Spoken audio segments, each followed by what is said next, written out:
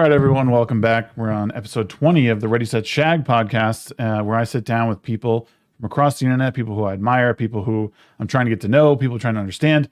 And today, I guess, is someone who, in the corners of the internet that I flow through, is somewhat, or we would say, opposition. People who, or someone who I might disagree with on several things. But I thought it was important to have a conversation because, yeah, I find myself not directly interacting with this person, but also just finding that I don't see eye to eye. But I figured I'd reach out and try and bring him on. Everyone who's watching probably knows who it is. Obviously, tonight is Vito. Welcome, sir. Listen, you bastard. You bring me in here. You think you can talk down to me? No, you're in my house. And in this house. All right. How's it going, man? I'm excited to be here. No, I appreciate the time. Your time's valuable. You're a busy man, so I'm a waste of time. But I'm excited. I'm excited to talk to you. You invited me on, and I appreciate that. Thank you. Yeah. Really, so where this all kind of stemmed from was, and you might not remember, because I know, I mean, a lot of this stems from the Rippaverse. I know you're a big detractor, as they're called. I happen to flow in circles that support Eric July and what he does.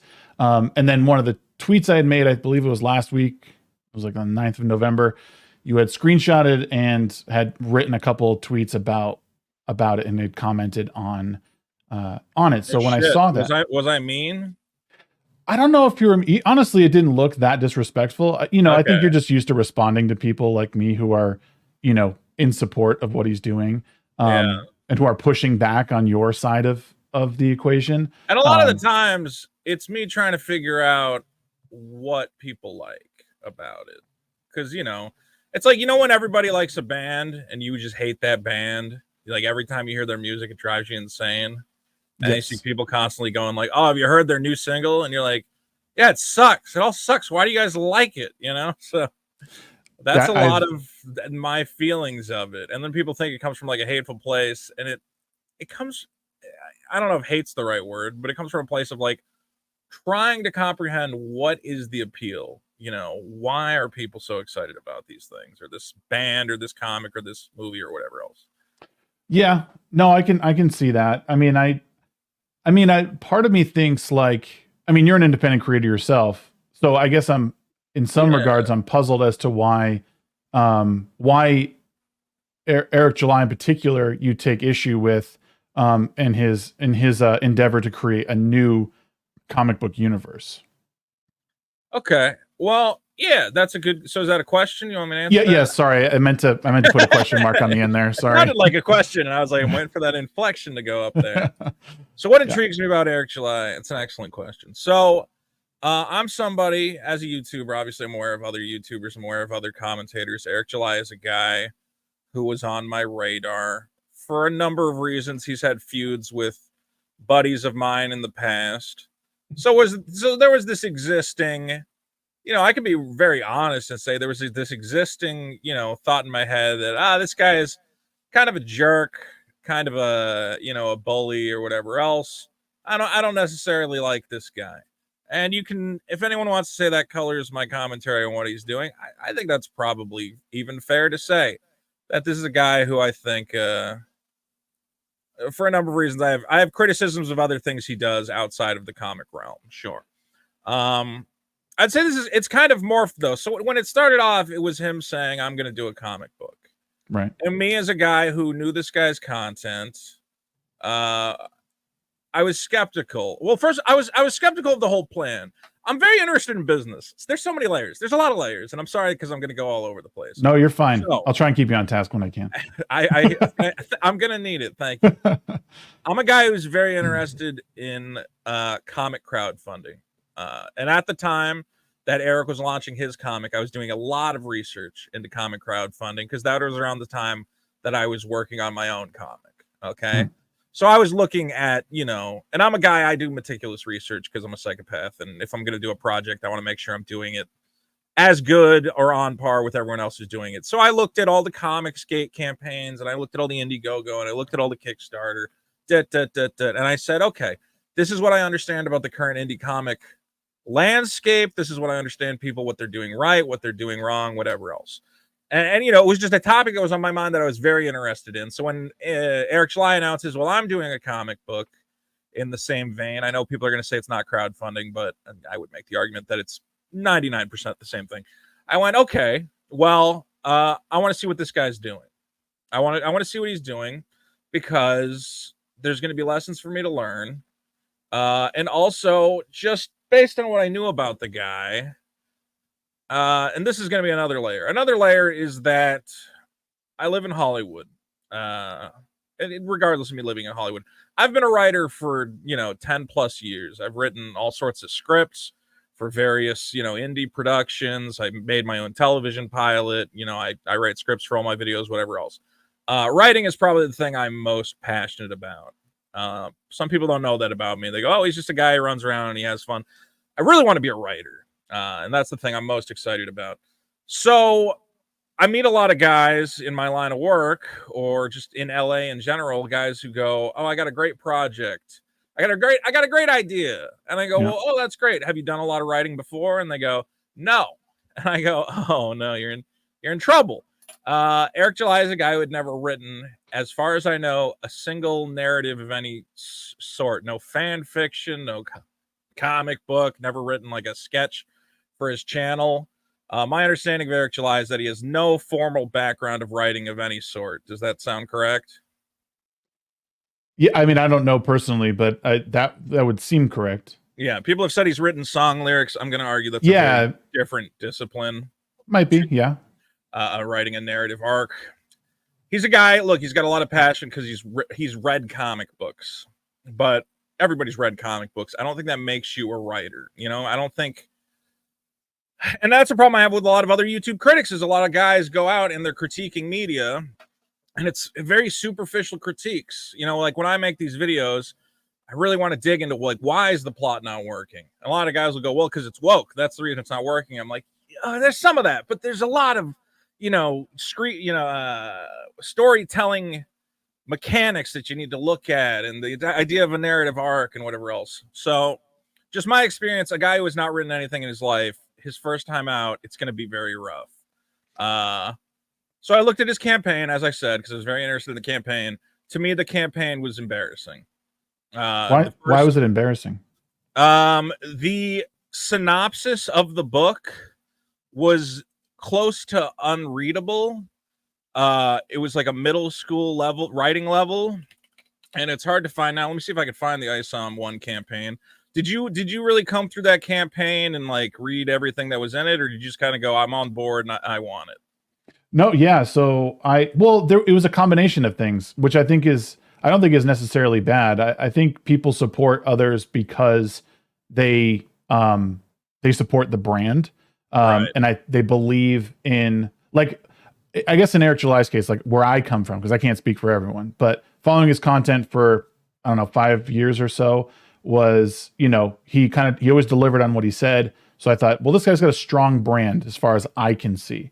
He means what he says. He delivers when he says he's going to deliver. So this, and I think a lot of us were starved for like just something new, something different. So when someone makes a lofty promise like that, like, hey, I'm going to start my own universe. Like, well, okay, well, he hasn't really steered me wrong yet. I'll give it a shot. And based on what I saw, I mean, I'm skeptical because I don't have a lot of money to throw at everything. So the price tag was like, whoa, at first. But after reading it, I had my criticisms. After reading the comic when you got it? Yeah, after I got it and I read it, I had my criticisms, but I liked where it was going. And then through ISOM 2, I actually liked it even more because some of the stuff I was like worried about, he delivered another layer in the second one. And again, and now that I have other characters and knowing that I'm going to get other arcs on characters I liked, I think, okay, I can see where this is going and I can appreciate, again, it's him promising something and delivering on it. So to that end, I can say, yeah, but I go to an ice cream shop and they tell me I got vanilla fudge and I go, let me get a scoop, and they give it to me. Like, I don't understand this idea of promising someone and giving it to them is an accolade. I've been promised many things and given many things. It's a good thing though. Like again, there's good that he didn't rip criticism. people off, but I don't think there's any. I don't think anybody was ever making that criticism of him that he was going to run away with the money or something. Mm-mm. Like he delivered Right. the comic that he promised. But it's a good comic, and I think it's something that can be built on. And I guess my tweet that I had put out was that I think one of the struggles that detractors are having, and I don't know if you necessarily fall into this particular thing that I was saying, is that we're so used to being able to consume media on such a large scale. Like I can go back and I can read hundreds of comics of Spider-Man or Batman or whatever. Pick your poison. You're saying it's a slow burn. You want like the slowness. Yeah, and like I don't mind. And I think that's something also unique, and something I was going to say that I liked about ISOM is that not everything is being. Hold on. Are you going to say this is your favorite part? That's a joke. I'm just talking about. Yeah, right. I should have wore the shirt, right? No, should have wore the shirt. No, like I like the slow burn aspect of this, in that I'm not getting everything at once, and I have to, and just like when I read a novel, to some extent, I have to use my imagination through things. I don't have to just necessarily get it in one shot, or I can't wiki something and figure it out down the line. I have to wait for it. And I feel like on some level, people are upset, like, why didn't he tell me everything? Why don't I know where Isom's power comes from? Well, I don't know. Like, maybe it's going to come in I would have to say he has to deliver it in 3, but in ill-advised 3. Right. But, well, here's the two options. One is that Eric July is a once-in-a-lifetime genius who has circumvented the most basic rules of storytelling to catch us off guard with this slow burn hook that in book 3 it's going to have all built up into this beautiful, perfect diamond. Or 2, he's a first-time writer who doesn't understand the idea of giving the readers a very clear and obvious hook to get them invested in the universe.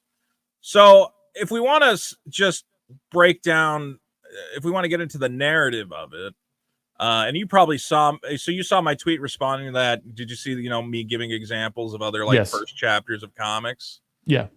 Right. So, I mean, here's the thing is I think that absolutely you need some mysteries, and mysteries are good. Mm-hmm. And it's fine. Like, for instance, the idea of Avery as a guy who retired from being a superhero. You don't have to tell me why in the first issue. That's fine. That's a story for another day. But I do need. Here's the problem I have with ISOM is if somebody asks me to tell them what it's about, and I know what the simple answer a lot of people give is, and they go, "Well, it's about a superhero coming out of retirement." And it's okay. So it's about but it's not though. I mean, it's about a superhero coming out of retirement to find a girl, except the girl's not actually important now. So it's about a superhero coming out of retirement for a reason that is immediately abandoned, and then things just kind of happen around him without him really making any sort of choices or decisions. Like, Isom is always reacting to things that are going on. Well, he's kind of a reluctant hero. He doesn't really want to get back into it, and he says that in the first few pages of Isom 1. He doesn't want to get back into it because he saw a girl die to a monster. I will say though, and let me kind of agree with you in one spot. I do think his motivations are flimsy at times with like how he gets like pulled through this, and I do think it's a bit reactionary. And these are all criticisms that I would naturally levy against the story, because I think it does speak to his inexperience as a writer. But I think my issue with it is how I've watched sort of from the outside in, how everyone sort of like came out like going for the neck with this. Like rather than there being like, I guess, some good faith discussions with Eric or with others in the community. Sure. Well, here's the problem is that I would not have cared about, as I always say, if Eric at any point had said, "Oh shucks, guys, this is my first time writing. It's not for everyone, but I'm giving it my best, and I really appreciate everybody's support." there would be nothing I could say. But instead, he comes out the gate going, I'm here to revolutionize comics. The entire business model is broken, and I'm going to change it from the ground up my first time out. A lot of talk about how he's going to change the business side of things. And I go, listen, you might even have some points about, I think we all know the comic industry is screwed, and there's a lot of problems that people are having with selling their books and getting books out on time. Absolutely. But the problem is that he's missing the other half of the equation, where I go, God, you're like, this is the most novice story to me. And I feel like we're just ignoring the fact that, like, if you tried to sell ISOM to a normal person, like, sorry, I'm all over the place and I'm a little tired, so thank you for dealing with me. No, if you try to sell ISOM to somebody, here's the sales pitch. You got 3 potential sales pitches. 1, it's by Eric July. Oh, okay, I like Eric July, I'll buy it. 2, it's not woke. Okay, I hate wokeness, I'm gonna buy it. 3, it's gonna help us win the culture war, which I guess is the same as 2. Oh, great, I'll buy it. But if you try to sell it to somebody on the basis of the story, I don't think it's gonna work. Like, I think this is a book that is successful for reasons completely unrelated to the actual quality of the plot and the work. I mean, clearly, does this book, for the amount of money it's made is like insanity when you consider. Right. I mean, I can think of many comics that I would consider, and I think you would agree, have like superior plots and even art and whatever else that probably don't make as much. It's a wonderkind of marketing. You know, it's a marketing success, to be sure. Yeah. So my biggest problem has been the people who, you know, can't admit that the narrative is just lacking, is very amateurish. And you can say, I want to support Eric July because I like the guy and I like his politics, and, you know, I want Marvel and DC to have a anti-woke competitor. Sure. I just think that you stumble and fail if you're not also focused on the quality of making like a great narrative. I don't know. No, and I don't necessarily disagree. I think it's hard to say whether or not people, like, what people are actually saying. I know there's a lot of people who will, you know, die on the hill with Eric, and that's fine. That's their prerogative. I think people are critical of it. I mean, I've spoken with people, you know, behind the scenes, and I think we kind of share the same criticism with, you know, the story. I'm not going to deny, like, at times I felt like, ugh, like it's either dragging, or like it didn't seem as like you said, that it was lacking a really catchy hook. Like, it was enough. The first one like kept me guessing, and after I finished the first one, I would say I was disappointed in that. I was like, wait, what? And then I kind of like, I pulled back a little bit and I read it again, and then I just thought, well, there's a lot of threads here that are like kind of dangling for us to pull on. And ISOM 2 pulled a little bit more of those through, and also gave us some really, really interesting characters. And yeah, and I don't know if Eric, if I were to, he's on my list to talk to one-on-one as well. I don't know if he would ever say that he is like this great writer that, you know, and knows comics in inside and out and how to, you know, do storytelling. I may have even heard him say like something to that effect, that he, you know, this is something that he's learning. And, you know, on top of that, but why do I want to buy from a guy who's learned, like, well, because, okay.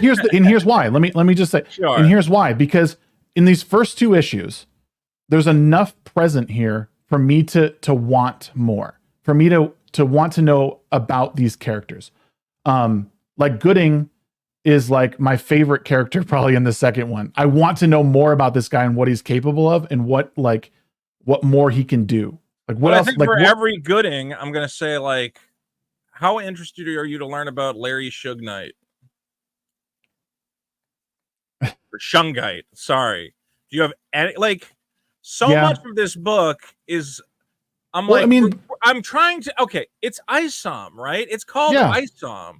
Why? Yeah, but it's the hold on, it's the Rippaverse. Like, so not called the Rippaverse number. I know, but we're getting number 2. the Rippaverse is the universe in which all these characters live in, and so Isom is his main character. It's his Spider-Man, right? Or it's his Superman.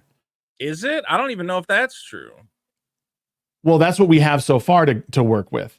Okay. And that's, again, this is the problem, is we have very little, but we have so much at the same time. And it's the beginning, it's the genesis. We're seeing the first 2 days. That we have so little and even less. Look, Eric's ability to consistently invent characters is not building a universe. Okay, I can come up with a character in 2 seconds. His name's Buttman. He's got a big butt on his face, and here he is rocking out on guitar. Okay, we've got what? Norfolka, Larry Shungite, Blood Ruth, Darren, Lincoln Eusebio. What's her name? What's the girl who went missing? It's just gone. Jasmine's missing. We have Gooding.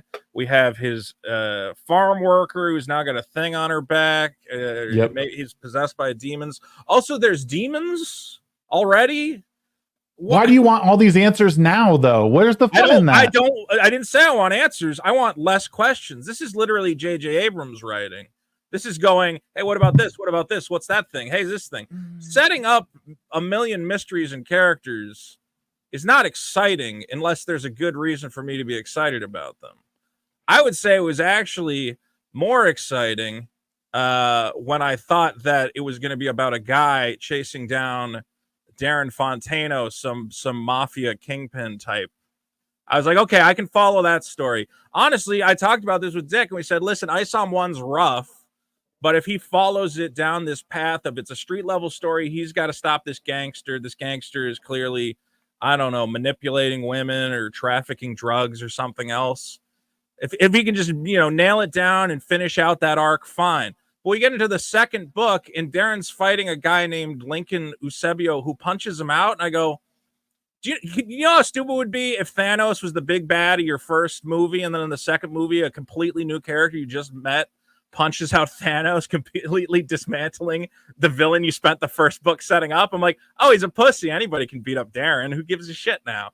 Well, I never thought that character was anything special. I thought it was something from his past to sort of pull him in. Again, I'm not going to disagree that maybe that motivation is 96. You spent $35 and 96 pages for a guy who was a random part of his past. That's the other thing. Look, but I have admitted that I do believe that motivation is a bit flimsy, and I don't think anyone expected this to be perfect. To be fair, I mean, I can at least speak for myself. I never thought this would be perfect, but again, giving me details, giving me different people, Yaira, Alpha Core, like seeing all these people throughout the first couple and getting just enough of a breadcrumb to want to go to the next one. Sure. Like, again, and it just sets up like, all right, tell me what you know about Yaira. Don't know much other than that she was around before. Alpha Core is aware of her, and they banished her and said, don't come back. And yet she came back. And now in the second one, she's enough. That's enough of a hook.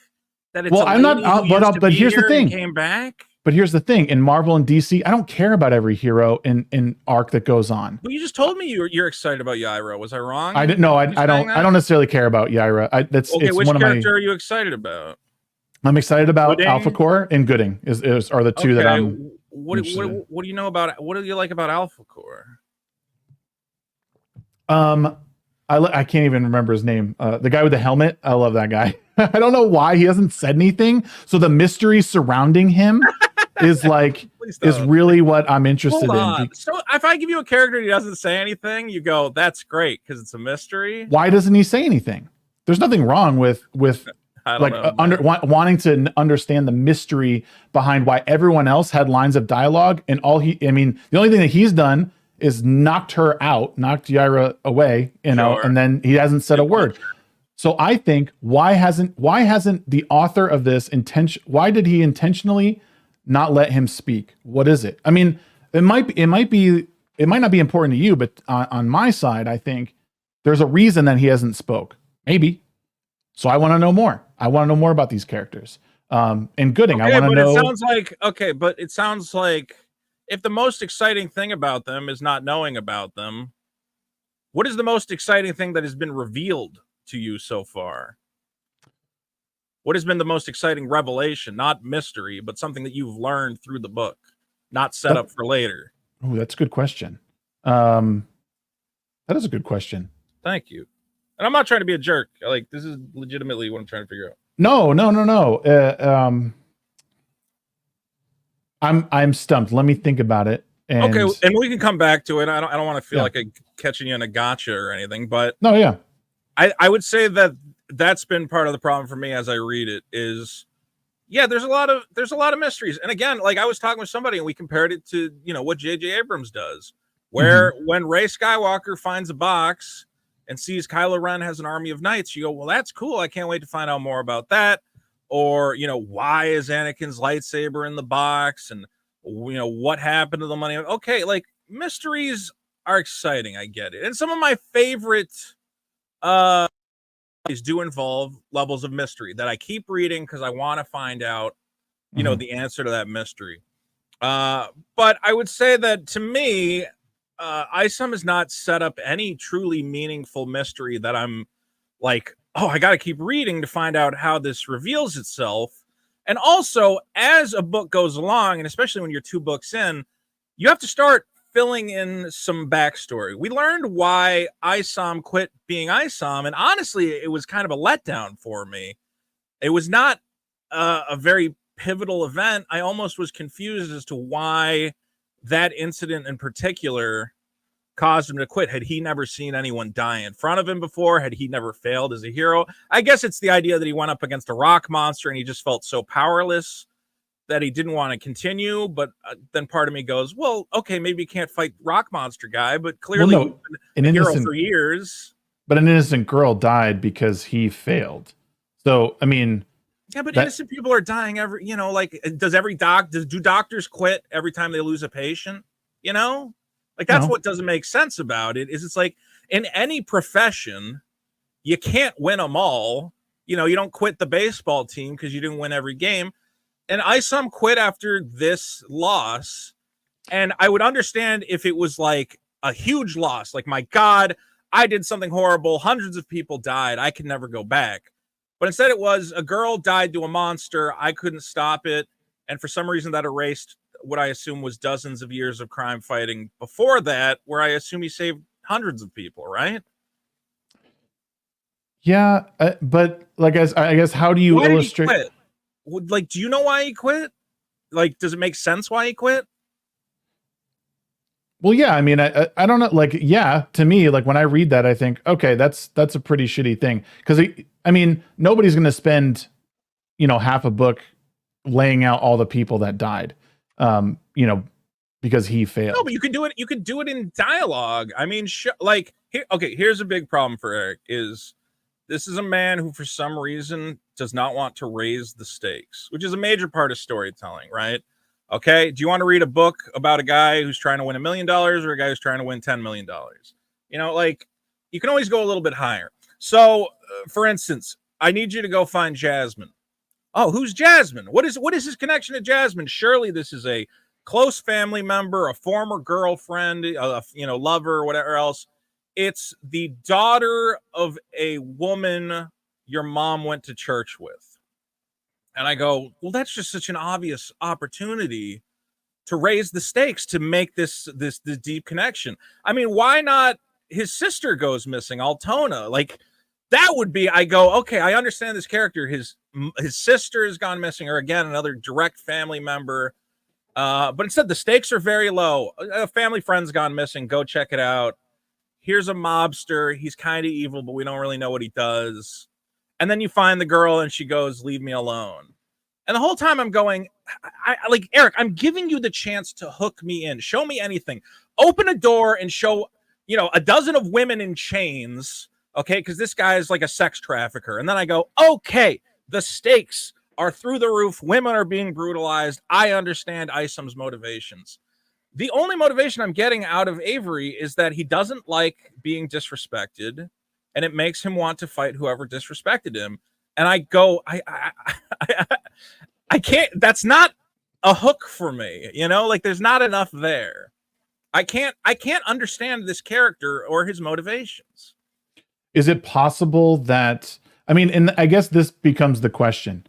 Is Isom not the character in the Rippaverse that you want to follow? Maybe Gooding is the character that you would follow. I mean, quite honestly, he is the character that I want to follow a little bit more. I want to know more about. I think he just seems much more interesting. Like we could carry on more of a story arc with someone like him. Sure. And that's what I mean, is that we're 2 books in on one character. The next arc of Alpha Core is about to start. They're doing the campaign right now. So like we're just in the very early stages of this. And I think we could absolutely levy the criticism that we're Jar Jar Abramsing this whole thing, and there's so many questions. Is it ever going to be paid off? Like, well, we don't know, because we're 2 books in on this, and the next book could be, basically the ending to a lot of this, or at least answer enough questions to raise the stakes to get you to the next thing. I mean, well, yeah. And like, I just want to reiterate, Eric did answer one of the questions, and probably one of the most interesting questions. Why did Isom quit? The answer, I thought, was really bad, really lacking. I thought you could have done something really exciting there. The reason Isom turned away and couldn't be a superhero anymore, and instead it just kind of fell on its face, and it involved a monster character we know nothing about. I thought that was a huge missed opportunity. So yes, maybe at some point the mystery boxes are going to have satisfactory answers, but that was like your big chance to prove that you can deliver on these mysteries, and I found it like incredibly lacking. What do you think about? I mean, well, I wanted to talk about your idea of a shared superhero universe. Can we discuss that idea? Yeah, sure. Yeah. Okay. So now, are you like, do you traditionally, like, were you a Marvel or a DC guy? Like, do you like these shared superhero universes? Yeah, I was more so into Marvel, and then I got into the the more the independent stuff later on, like Preacher and stuff like that. I was way more into. Okay. See, yeah. I was never a guy who really, there was like a brief period of time where I started picking up like some Marvel and DC books, but I mostly focused on either like Elseworld stuff or stuff that was kind of set in its own, land. So like Planet Hulk is an example. Technically it's part of the Marvel pantheon, but really like Silver Surfer shows up doesn't really matter at all. Mostly it's just it's a Hulk story, right? I typically gravitate towards manga. And I think one thing a lot of us will agree on, I don't know if you're the same kind of guy, is that manga is knocking it out of the park. People are excited about it. It really works. And it's something that Western comics need to be borrowing more from. I don't know if you share that opinion, but I think even Eric has said something like that, or at least people in his sphere. Yeah, I think manga's killing it. I don't love manga. I don't know why. Maybe it's the reading backwards thing. I don't know. Fair enough. Yeah. You can find they used to flip it, but they stopped doing that. I really liked Battle Angel Alita. Like I read I think the first 3 books of that. It was so much fun. I love Battle Angel Alita. Although I have to ask you a question. Do you know which release of Battle Angel Alita you read? Oh, I don't, because I think I actually read them. Because I read them on I was on the train online? At the time. Uh-oh. No, well, it was on the what is it fucking called? The digital comicsology. I was reading it on my app. Yeah, so I was sure it was a reprint. Here's something I tell everyone, and it's a tragedy. Battle Angel Alita is one of the greatest, I think, comics, or at least that I've ever read. Yeah. The problem is that the rights transferred to a company called Kodansha, which the translation they put out is so bad. It lacks all the poetry of you can do. And let me make sure it's still up. Go to archive.org, the Internet Archive. Yeah. And they have all the original translations of Battle Angel Alita. Okay. And it's in the correct order. It's not. Did you read it? Was it going left from right? Because if it was left to right, you read the right one. I read. It was right to left. Manga way. Yeah, it was manga way. Okay, so you're gonna read these ones. Read from left to right, so you don't have to worry about anything. They flipped it for you. Okay. And I think Battle Angel Alita in America would be so much bigger if they had gone with the correct translation when they re-released it. It drives me nuts because I am a huge fan of that series. Okay. So here's the point I was trying to make is on the subject of shared superhero universes. I think it's a flawed method of storytelling. I think it's outdated. I think it was. I mean, we talk about, comic books, it's a great pantheon of heroes and whatever else. But we have to remember, if you really go back and read a lot of that stuff, it does not achieve great literary heights most of the time. If you're looking at comics from the 60s and 70s, it's fun, it's colorful, it's guys in costumes punching each other out, and occasionally a little bit of poetry and whatever else. But I think the idea of multiple ongoing storylines, characters crossing into other things, information that is missing from one part that feeds into another one, I think this was good entertainment, for kids who had disposable income back when a comic cost a nickel and you could pick up all 20 books that you wanted and not miss out on anything. I think, though, if we look at like the manga model, which is wildly successful, and you get a straight linear story from front to back, read issue 1, read issue 2, read issue 3. Okay, Naruto's not hanging out with Goku. Goku's not hanging out with Luffy. Okay, unless it's like some stupid, Elseworlds thing. Yeah. I think that is the model for storytelling that is just stronger, tells better stories, really digs into those characters, because those stories aren't being interrupted with, oh, well, we have to do. That's part of the problem with ISOM. Again, I bring up this part in the middle where Larry Shungite, a wrestler, appears in the ring, talks about Texas seceding from the Union, and then disappears for the rest of the issue. I would argue that I understand you're setting up plot for something else. I don't know if it's another ISOM issue or if it's going to show up in Yaira or whatever else. I'm going to argue that was like extremely jarring, had nothing to do with the plot that was going on, and was actually a detriment to the comic, where it's like all of a sudden, okay, here's 3 pages of something completely unrelated. He does not interact with ISOM. He does not interact with Avery. Is Yaira in the basement of the wrestling match? Is that connected, or is that something? Maybe, I don't even remember. I think this shared. That's why when he came out and he said, "Here's my idea. I want to have a comic book." And I went, well, that makes sense. A lot of YouTube guys are doing comic books. And, oh, okay, it's your first time making a comic. I'm sure you got a great idea. And you go, I've never done this before. I have 0 experience. And I want to make an entire shared universe with multiple ongoing titles and dozens of characters. And I go, no, don't do that. Why are you doing like, to me, as a guy who's making a comic book and going, I have a story in my mind that I want to tell. It's got an arc. I know where the characters are going or whatever else. I don't want to bring in other characters. I don't want to write other books where those characters show up. I want to tell one great story. And you talk about like Preacher. Preacher doesn't have like any crossover type stuff going on, right? Yeah. Yeah, that's set in its own continuity. A lot of the great, Walking Dead, it's its own continuity. Invincible, you'll get like small amount of image crossovers, but they don't really. They stopped that very quickly, and I think even after they had Spawn show up, they're like, let's never do this again because it's just it's too complicated. I think this is the problem Marvel is happening. We're seeing it with the Marvel universe, obviously, where I'm going into movies and I'm like, where's that lady? I was talking about Maria Hill in a recent video, and someone's like, oh, she died in Secret Invasion. I'm like, okay, well, I have no idea what's going on because I didn't watch half these shows. Yeah. I think it just becomes a big convoluted mess. So it's gonna, I don't know. I think the concept of a shared superhero universe is an outdated idea. And I think the idea that, people are like, why are Marvel and DC failing? And I'm like, because I think it's an outdated business model. I don't think the reason they're failing, yes, there's some of because they're getting too political and whatever else and blah, blah, blah. I think part of the problem is that especially young readers show up and they're like, well, where do I start?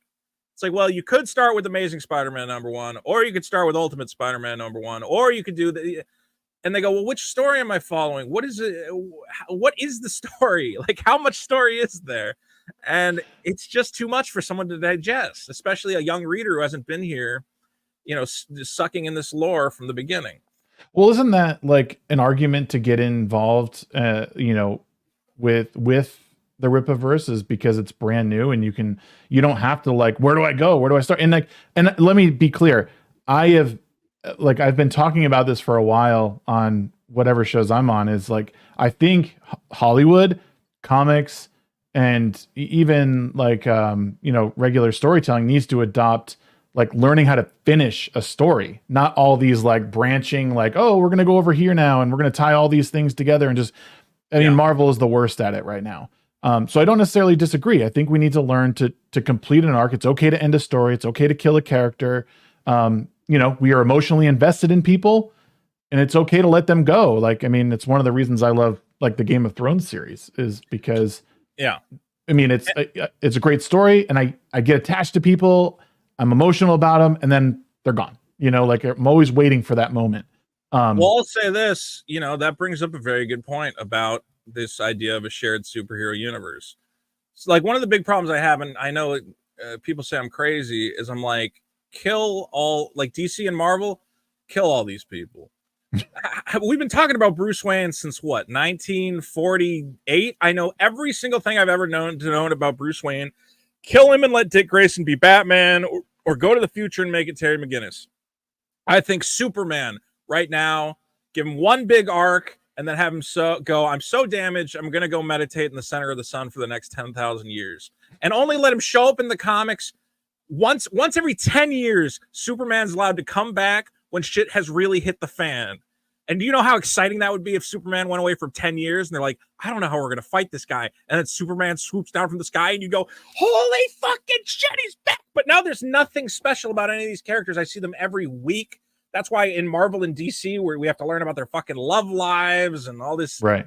Like, oh no, I'm dating Catwoman. Now it just.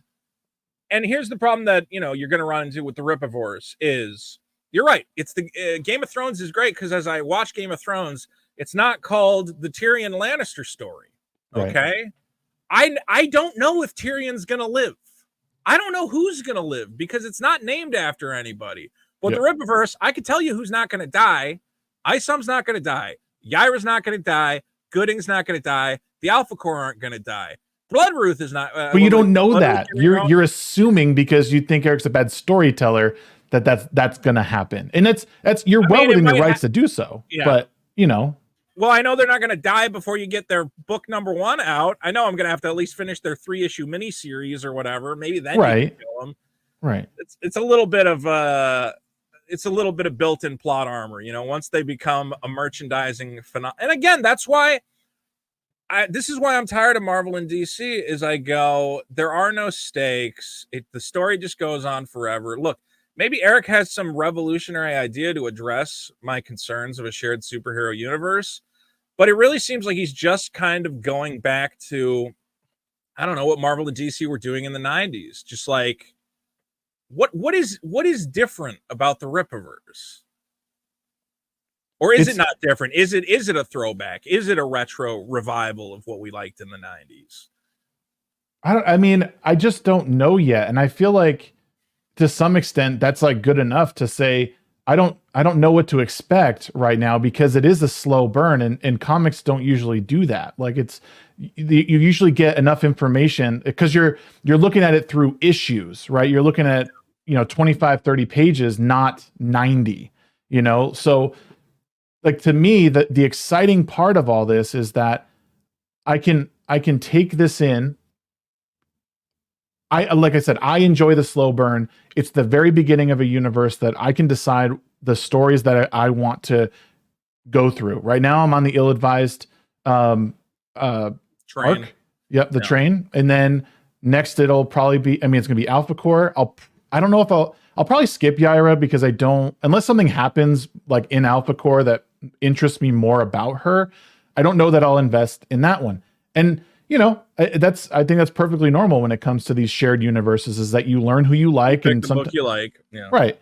And I again, that's why I think it should be appealing to people who are maybe trying to get into comics, where apathy is set in so hard with Marvel and DC. Like, well, let's try this out. Let's see what we got.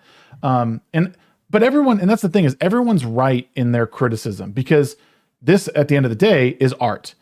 You have a particular standard that you want your comics up to. All of your fans do. They listen to you because you're an established writer, or it's a matter of taste. Absolutely. Right. Yeah, it's all objective or subjective. Sorry.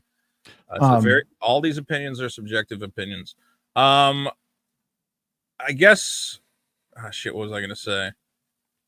You know what? If you were continuing a thought, please do, because I lost my train immediately. I do think that I just think moving forward with a lot of this stuff, and I know that your criticisms, Dick's criticisms, a lot of times they're meant to be sensational because let's be honest. I mean, just like Eric says, we monetize our haters, right? That's just something that you can do, and it pays well to be very, very critical of other people's work. I've kind of dabbled in it a little bit recently with the AI stuff that's going on. I don't necessarily agree with, but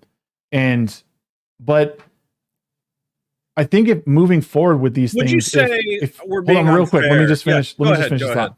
Sure. If moving forward, we could be a little bit more, we could be better faith with how we criticize these things, because you could be right on a lot of things. I mean, I think maybe the ship has sailed between your guys' relationship, but I'm like, when it comes to people, like everyday people like me who aren't as well known, who criticize this stuff, your stuff, anything in Comicsgate, we could be a little more better faith with it and say like, and maybe offer the solution of, hey, I would have done it like this, or maybe raise the stakes. And to go back to what you're saying, is an innocent person, an innocent girl enough to hang up the cape, as it were? I think so. I mean, it might not be how you would have done it, but it's something that like 1,000 other girls by not doing it.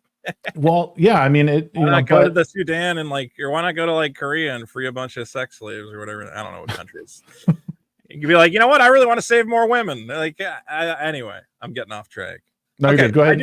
I do want to address what you're talking about. Okay, so the idea of good faith, right? So the idea that we're being honest. Mm-hmm. Okay.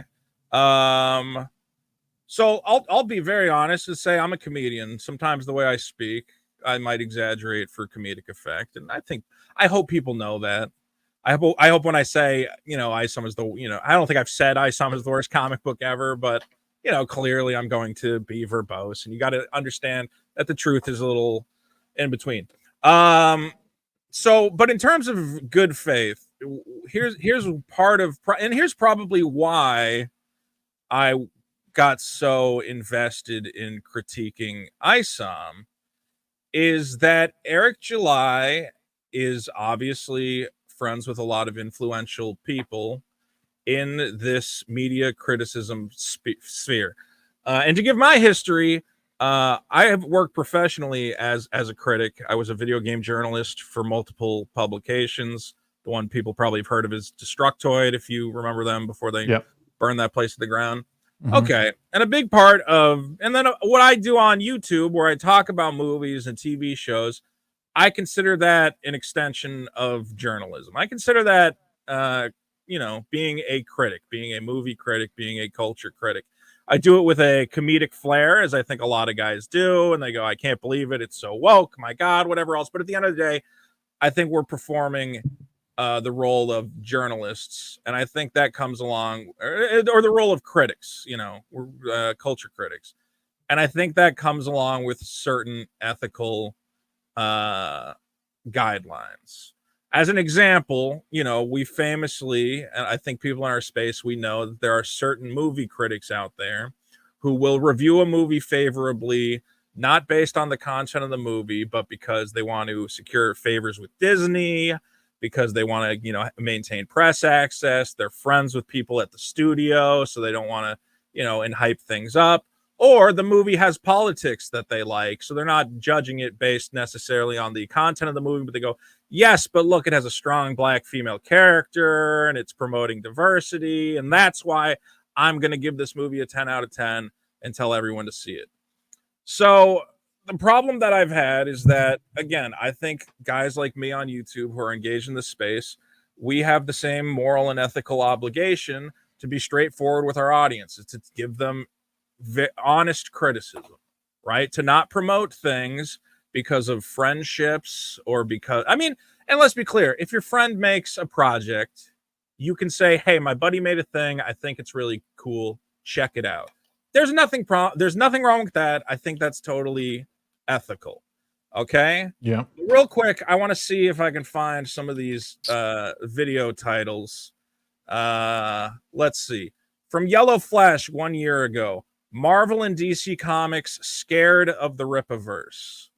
There was other ones. what do you call it? A lot of videos saying DC and Marvel are in trouble. Rippaverse making millions has mainstream comics terrified. The mainstream comic industry hates Eric July. Now, there's a level of clickbait I'm willing to accept. Okay, I know you want people to click. I was gonna say, you must know this better than any. Like, I understand, but if you said, look, you can't. I don't know exactly.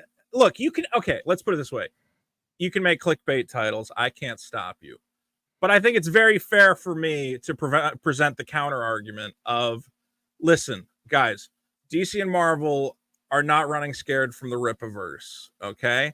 In fact, I think that a lot of you guys are breaching a moral and ethical guideline because you are direct friends with Eric July. He's been on your shows, he's on your streams. You guys know him directly. And rather than just, again, say, hey, my buddy has a comic, please check it out, it's really cool, they are giving him endless puff pieces, presenting him as a man who is destroying the mainstream comic industry, which, let's be clear, it's not true. He's had success, but the success he's had is something that DC and Marvel have no interest in what he's doing. It's nothing they could replicate. It's not a market they're looking to get into. His success is not based on this idea. The idea is, or part of the narrative is, see, if DC and Marvel would just follow his model and take wokeness out of their comic books, they would see, a similar bump in sales. And I don't think there's really anything to support that necessarily. Well, aren't you in support of like removing some of that woke crap anyway? Like, I mean, I thought that's what you had said earlier. Yeah. I'm just not going to pretend that. Okay, so here's the thing: is the point I'm making is when critics tell me The Last Jedi is an incredible film, and I go, why? And they go, well, the politics of it. I go, well, that's not a reason. Tell me why the characters are good. Tell me why the plot is good. Tell me what hooks you in.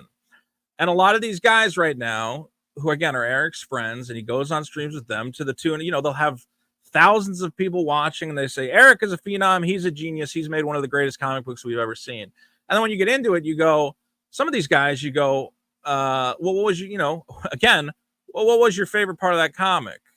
And when you get down into it, some of them have admitted, I didn't really read it. Nina Infinity admitted, oh, I love what Eric's doing. He's great. This is the greatest comic. And we go, well, what'd you like? She goes, well, I haven't read it yet. I've kept it sealed. There was a stream where they were just, Dick was discussing. He goes, well, here's what I don't like about Isom is I don't understand, his powers. What are his powers? And Yellow Flash, a guy who says, he loves Isom, he loves what Eric's doing. He goes, well, we know he can fly. And you go, no, he can't. What are you talking? No, he doesn't fly ever. Yeah, he can't fly. So then I go, did Yellow Flash read it? As a guy who every day is wearing a Rippaverse hoodie, a Yaira t-shirt, is appearing on streams with Eric every day. And I go, why don't you make a video? If you're so in love with this comic, why not make endless videos breaking down the failures of plot in these Marvel movies and what's wrong with them and what could be better. So it should be very easy for you to make a video telling us why Isom is so great. But we're not getting that. We're just getting Isom is great because when you get down to it, we like Eric. We like Eric's politics. We don't like Marvel and DC. And we want to support this book on the politics surrounding it, the outside. It's not about what's in the book; it's what's outside the book. Well, I think you can support your friends, and obviously, yes. I don't think either of us can really say for sure what's going on between all the people you mentioned and Eric privately. Obviously, we can't speak on that. Sure, but we're going to. They're not going to publicly critique him, which I do think that they don't have people.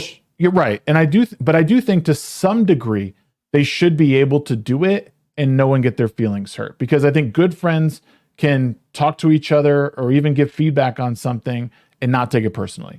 But we don't know what's going on. Like maybe Yellow Flash was talking to him behind the scenes saying, hey man, this was kind of confusing. What's going on here? Maybe change this up a little bit. Any of those people could be doing it, and he could be getting that stuff from others. So So, I mean, it's hard to, but I mean, you're always going to support your friends in one way or another. You're going to buy their merch. You're going to wear it. You're going to try and promote it so people get exposed. Because, like you said, they all have thousands of people watching them at any given time, hundreds, if not thousands, watching at any given time. I mean, I think I would feel bad. Like, let's put it this way. I have people, you know, who are my friends and I want them to succeed and they've shown me their projects. And, you know, I've in my mind been like, you know, I don't think this is like the highest quality. You know, and I've given them thoughts and notes. And I'll say it straight out. I'll say, here's my buddy. I love what, you know, I love that he's putting himself out there. I hope it's just going to get better from here. You know, and I try to be as honest as I can without, you know, I don't want to hurt the guy's feelings and tell him, you know, that he's got to, what do you call it? Improve on his craft. And I hope that he is improving on his craft. And I hope that he is taking my notes and making it happen. So I just go, listen, and this is a very honest thing to say. And it is something I genuinely believe is it doesn't really matter if it's at the end of the day, if it's good or bad. Like, yes, obviously I would prefer if it was good. But just the idea that independents are out there creating media of any sort has value. The fact that we're creating any sort of marketplace has value. And what Rip is doing has value. There is value in the fact that he's making things. And I absolutely support his ability to make things. The problem is when it gets into this scenario where there's a lot of hype and not enough people, you know, really nailing down. I think people are being disingenuous with the amount of like if my buddy's project is not the greatest comic ever, like I'm not going to wear his hat and his t-shirt in every video I make. I don't know what that's about. Is it, I guess they just love Eric July so much and they just really want him to succeed. And I guess that's fine. But at the end of the day, I think, and I guess that's why I don't understand the criticism of me. And they go, Vito, why are you so critical?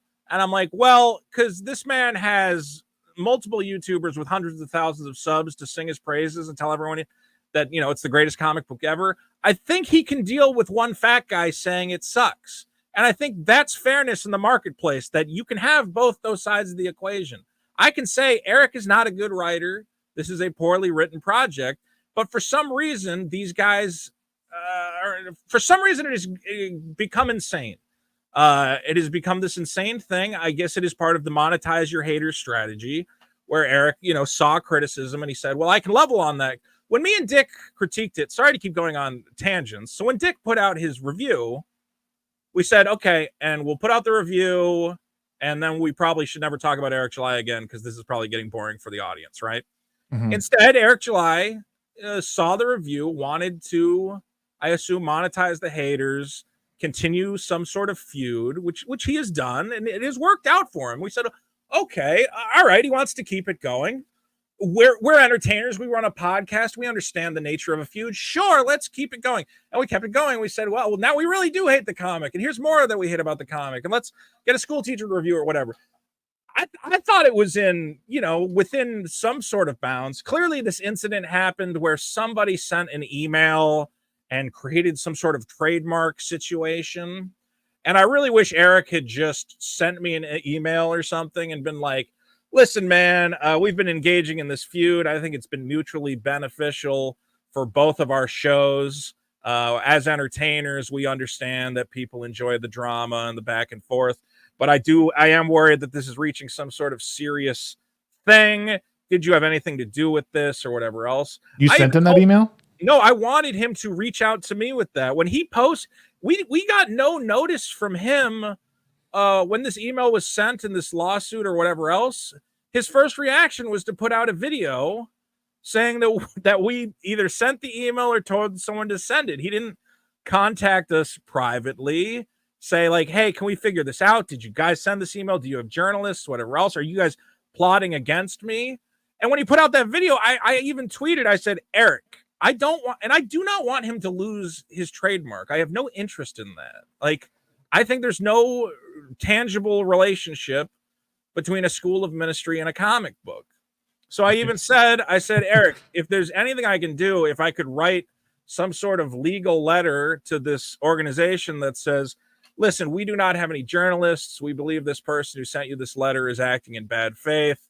We believe they are lying to you. They are some sort of troll, or I believe that. I don't want to speak for Dick.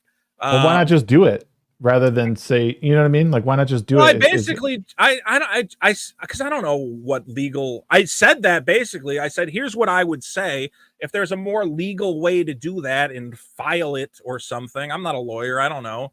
But I basically said, listen, we don't have journalists working for us. We would never instruct anyone to do this because it's the stupidest thing in the world. Can I help you out? And he told me to go fuck myself. And I went, okay, well, it seems ill-advised to borrow a phrase, to deny, a legal document that I think could have helped him avoid whatever this nonsense is. But, I guess what I had considered to be a typical internet feud. Look, he can say that whoever sent this email pushed it over the line and that we're responsible for what this apparent fan of the podcast did.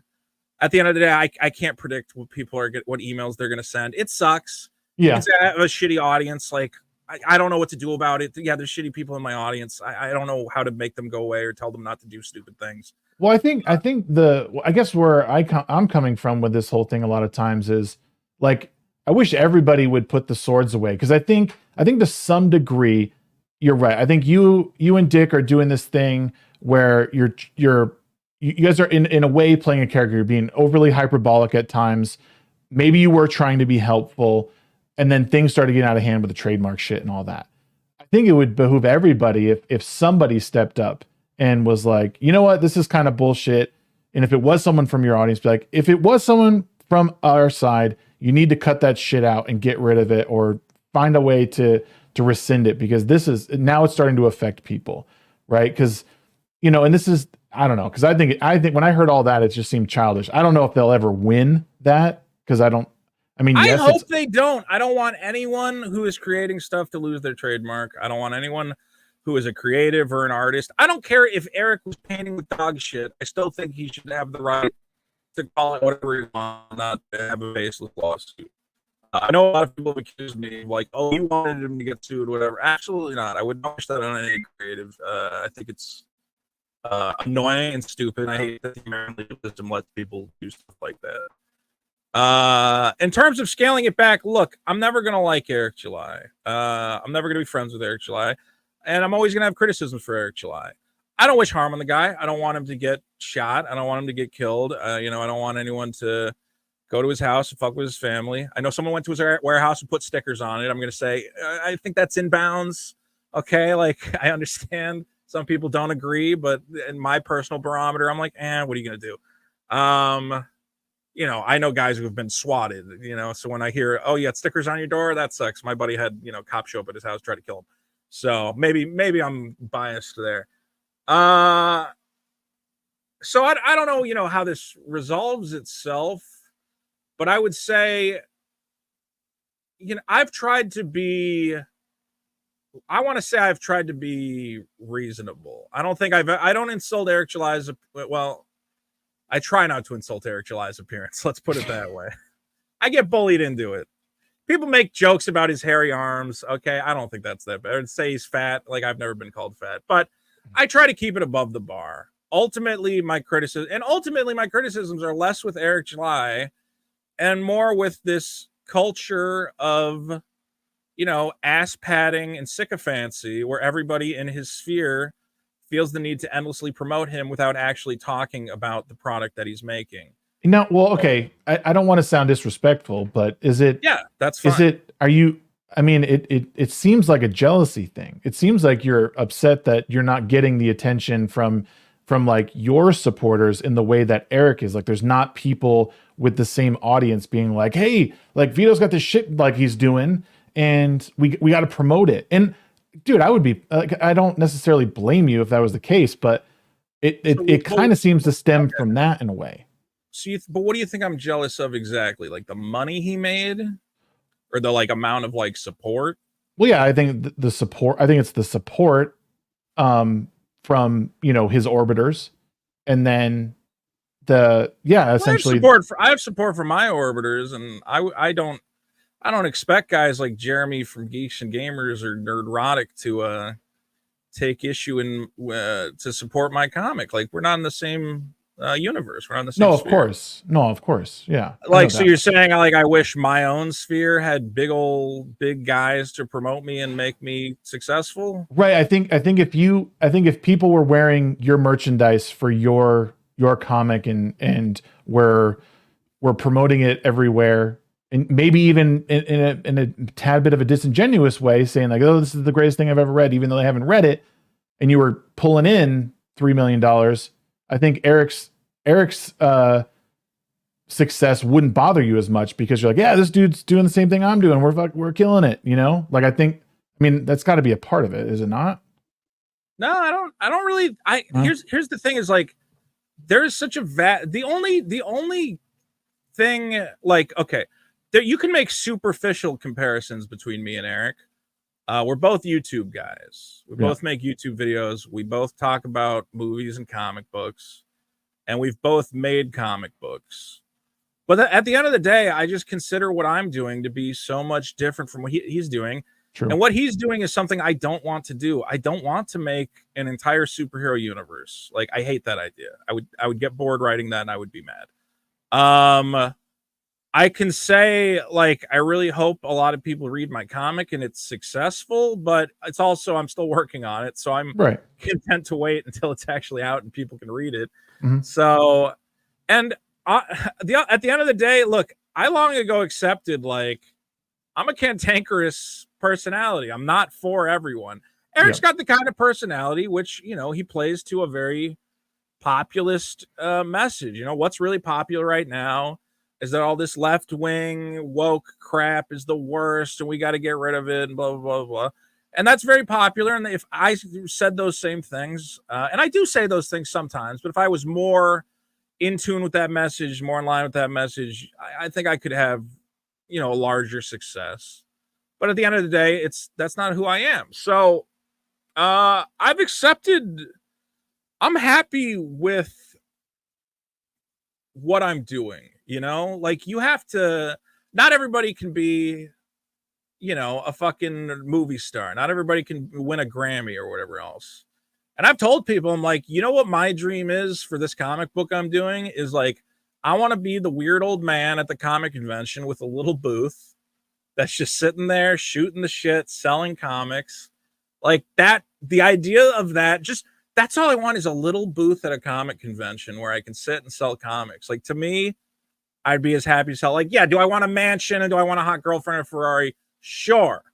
When I really get down to what I want to do, I just want to make my comic.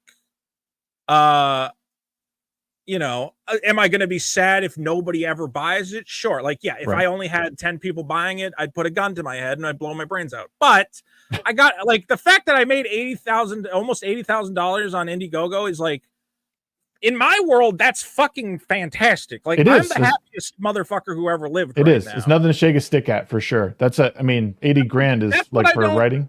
Yeah, but that's what's crazy to me is everyone goes, you're mad at Eric because you made $1 million. And I'm like, yeah, but I made $80,000. Like, in my realm, in my little realm, that's a lot of money. I'm especially for making, like, my own thing. I got to make my own thing and people are going to read it. Like, I'm just endlessly excited about that. So I like this idea that I don't know what to be jealous of Eric about. Like, I don't even think my comic could make $4 million. I don't think it is a $4 million comic. Maybe at some point down the line, if it was like a big thing and I could make a TV show out of it or something. Yeah. But I'm not at that point whatsoever. And maybe I could get to that point again if I was like a big time YouTube guy with, you know, this culture war thing and I'm going to destroy DC and Marvel. Like, yeah, but that's not me. And people would know it's not me. Like, I couldn't do that. I couldn't get away with it because they'd go, you're lying. You're not that guy. Right. No. And I think I don't necessarily disagree with some of your criticisms. Like, I think we've agreed on some things tonight, like, especially with the storytelling.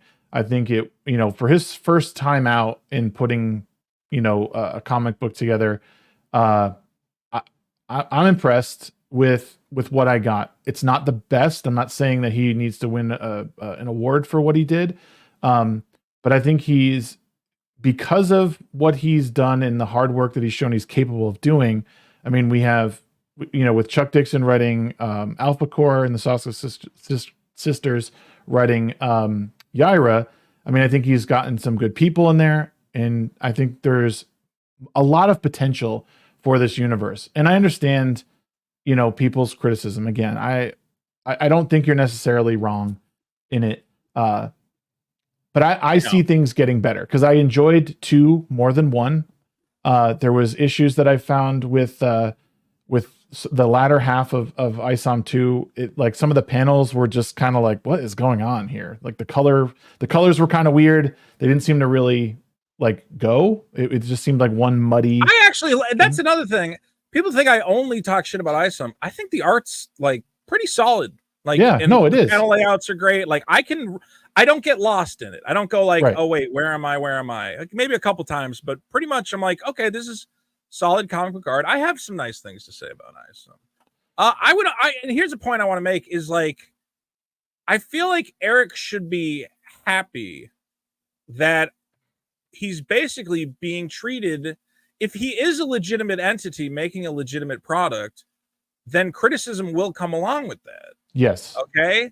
Like, you know, the fact that I'm treating him again like the way I would treat. That's the thing, is people seem to expect me. They're like, well, you got to go easy on him because he's a YouTuber, because he's an independent, whatever else. And I go, well, wouldn't it be better if I just treat him as a legitimate media entity? If I go, okay, you've made a product, I'm going to treat you the way I would treat Disney. I'm going to read the whole thing. I'm going to give biting, you know, honest critique. And obviously you're not going to like it, but the mere fact that anyone is paying enough attention to give that to you and treat you as if you are something worth covering and talking about, again, it just comes with the territory. He should say, I've made it to the realm where I have critics. Great. And that's another thing that people don't understand. People go, well, when your book comes out, I'm going to read it. I'm going to tell you what I really think. And I go, I could ask for nothing more. And if you hate it, tell me what you hated and why, and I will try to incorporate it however I can. And if you want to say I'm a fat piece of shit and I'm a scumbag and I'm a moron, I'm still going to read that critique. And I might go like, okay, well, I don't agree with this, this, and this. But there's still going to be a part of me that just the fact that anyone read it and critiqued it is like, has value. I think Ethan Van Sciver talks about that as well, where he goes, yeah, you're going to have critics coming at you, guys who don't like your politics, whatever else. And if they give you a review, which is complete bullshit, sure, you can dismiss it. But why would they write a review? You know, why would I lie about ISOM? If I liked ISOM, I would not. You know, people are going to assume, well, you only don't like it because of Eric July. No, I said I would have been more pissed if he made a good comic. If he made a good comic, I would have went, fuck. He's completely shattered my belief. My belief was this guy can't write. I looked at his campaign. I read the synopsis. I thought it was going to suck. And fuck, he is actually talented. And I would have just sunk into a hole and been like, well, I don't know anything about the world. Well, how about this? Yeah. Real quick. So what if the Rippaverse in general, like, becomes a success? Like, what if he's able, so I agree, like someone in the chat says, I think he should lay off the writing. I don't necessarily disagree. I think what if he's able to take this universe and successfully put it in a place that is, it's really hard to go up against powerhouses like Marvel and DC of old, right? I mean, there's a lot of great stuff that has come out. And to say that you're going to, dismantle that is a very lofty goal. But what if he's able to make this a success and get the right people to write great stories? Is that worth something? I think it already is a success. If we're talking about a financial success, like no, I'm saying not just a financial success, but just like a good storytelling. Success. Yeah, okay. Good storytelling. Obviously, financial success because you want to keep it going. But what if what if Chuck puts together a solid arc of Alpha Core? What if the Saska sisters tell an amazing story about Yaira? Is that worth something at the end? Like, oh, he knows where to put these people, and maybe something else comes along and he's able to get some other, that's got to say something about him as a businessman.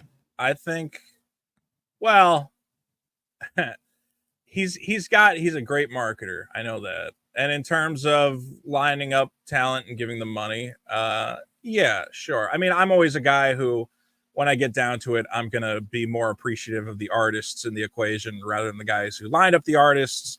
but I'll give you some credit for hiring the right guys. Sure. I think I think Chuck Dixon's probably not going to screw up Alpha Core. I think he's got a, solid understanding of plot structure. I would be very surprised if that book was not at least, like a 7 out of 10 or something. And it might even be a 10 out of 10. Who knows? I think that ultimately maybe, yeah, like if we're speculating, yeah, maybe a good story could take place in the Rippaverse. So I don't know. Like, what are we discussing? Like, should I support it on that virtue? I guess is that. Well, I don't know. Like, I guess. Could it get better from here? Yeah, it could. I guess.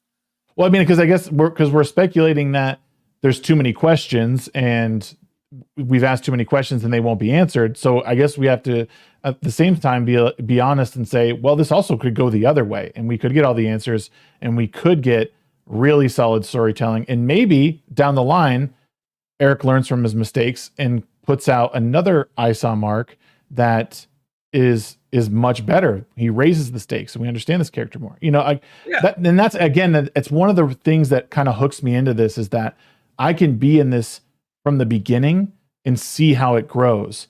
And that, I think, is a special place to be. Just like yours, like your comic comes out and I read it, like if it's one of a series of 10, like I can just get in on that and say, I supported this from the beginning, and I get a brand new story. That's not some,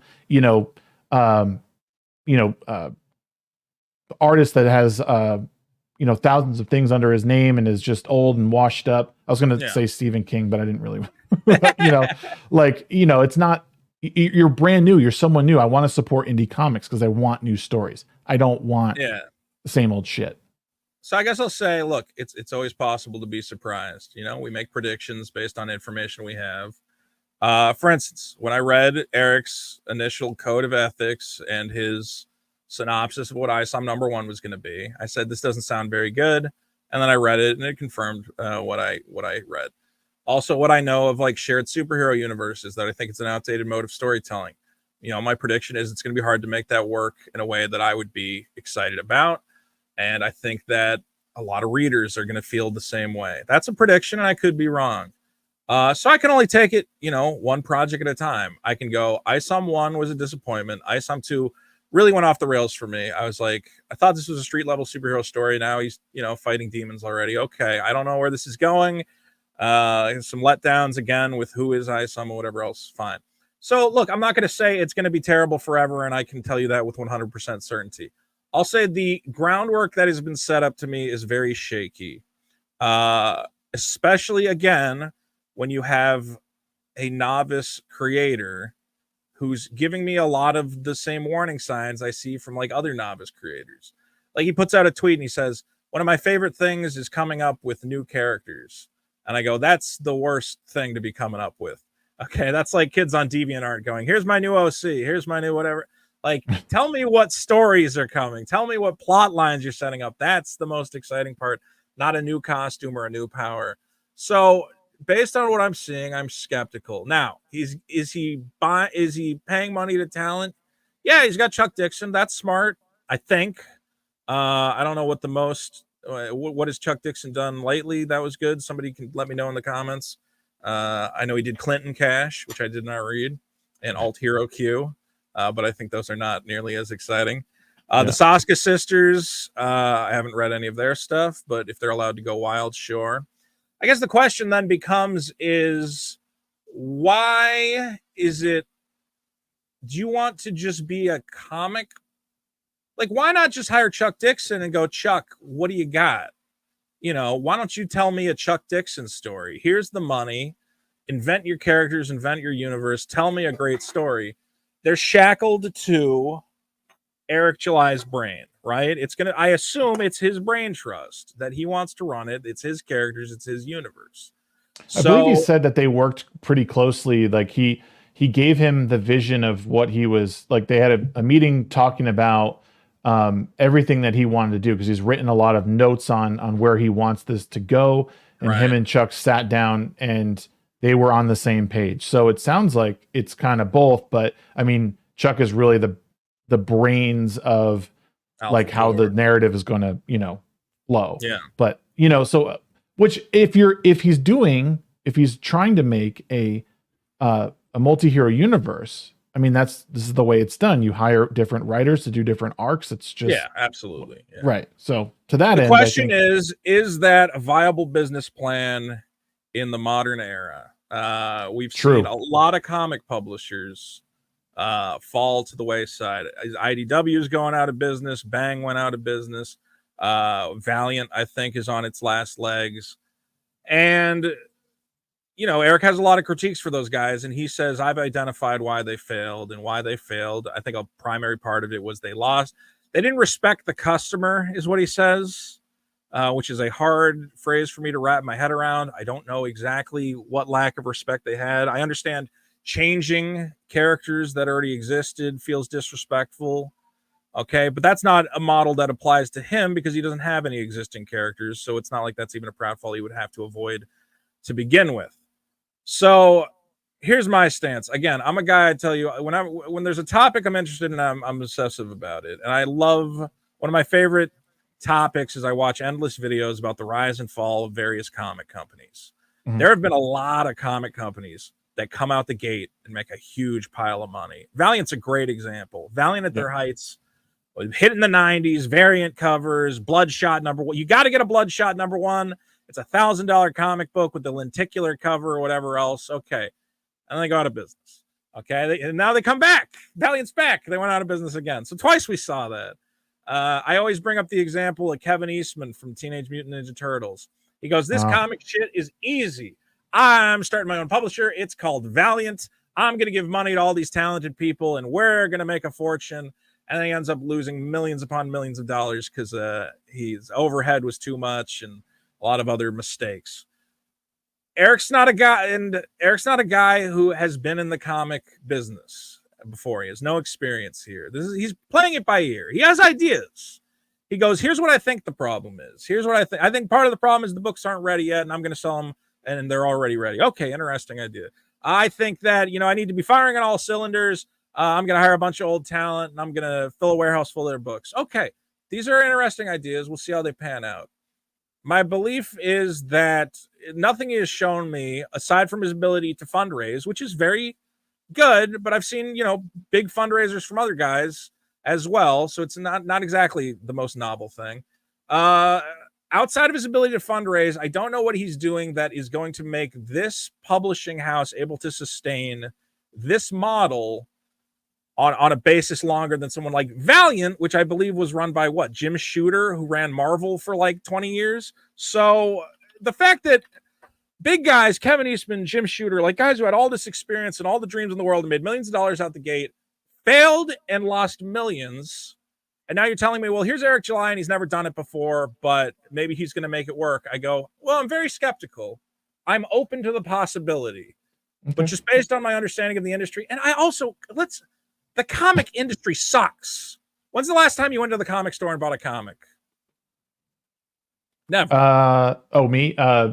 Actually, just the other day, actually. Right, I went and bought one for my son and one for myself. Sorry. Most of us. I go to the comic store. I don't even know what to buy. I'm like, I don't want any of this. Yeah. The comic industry is in a dumpster. Eric's doing good with this direct line of sales, but right now he's selling to fans. I would say everybody who's buying ISOM knows who Eric July is, right? Mm-hmm. There's nobody who goes, I'm just a comic guy. I don't know anything about Eric July. But there's a couple guys, sure, who say, oh, it's made a lot of money. I want to try it out. Fine. Yep. At some point, to sustain an enterprise of the size he's proposing, you're going to have to break into some sort of mass market. I assume. Maybe I'm wrong. Maybe you can just sustain this thing selling, an average $100 sale. Right now, his average sale is $100 each campaign. I don't think that's sustainable. I think at a certain point, your fans go, I gave you $500 this year. I'm just going to get the normal $20 comic, At some point, you have to figure out a way to scale this. My belief, and it's probably the smartest thing you could do, is Eric July wants to make cartoons. Like, do you get that feeling? That seems pretty obvious to me. Yeah, it seems like the animation thing. I mean, the animation looked great, I thought. But I think it looks pretty good. I think it looks good. I think the smartest thing Eric July can do is right now there's a variety of I don't know if you want to call them right wing, but alternative media houses starting up. We have Daily Wire Plus, Tim Pool's making something, and I believe Glenn Beck announced a network. Am I crazy? I don't have the name of it. The Blaze is something besides He the has Blaze. the Blaze, but I want to say that he said he wanted to start doing like TV or something. I don't know. Maybe I'm crazy.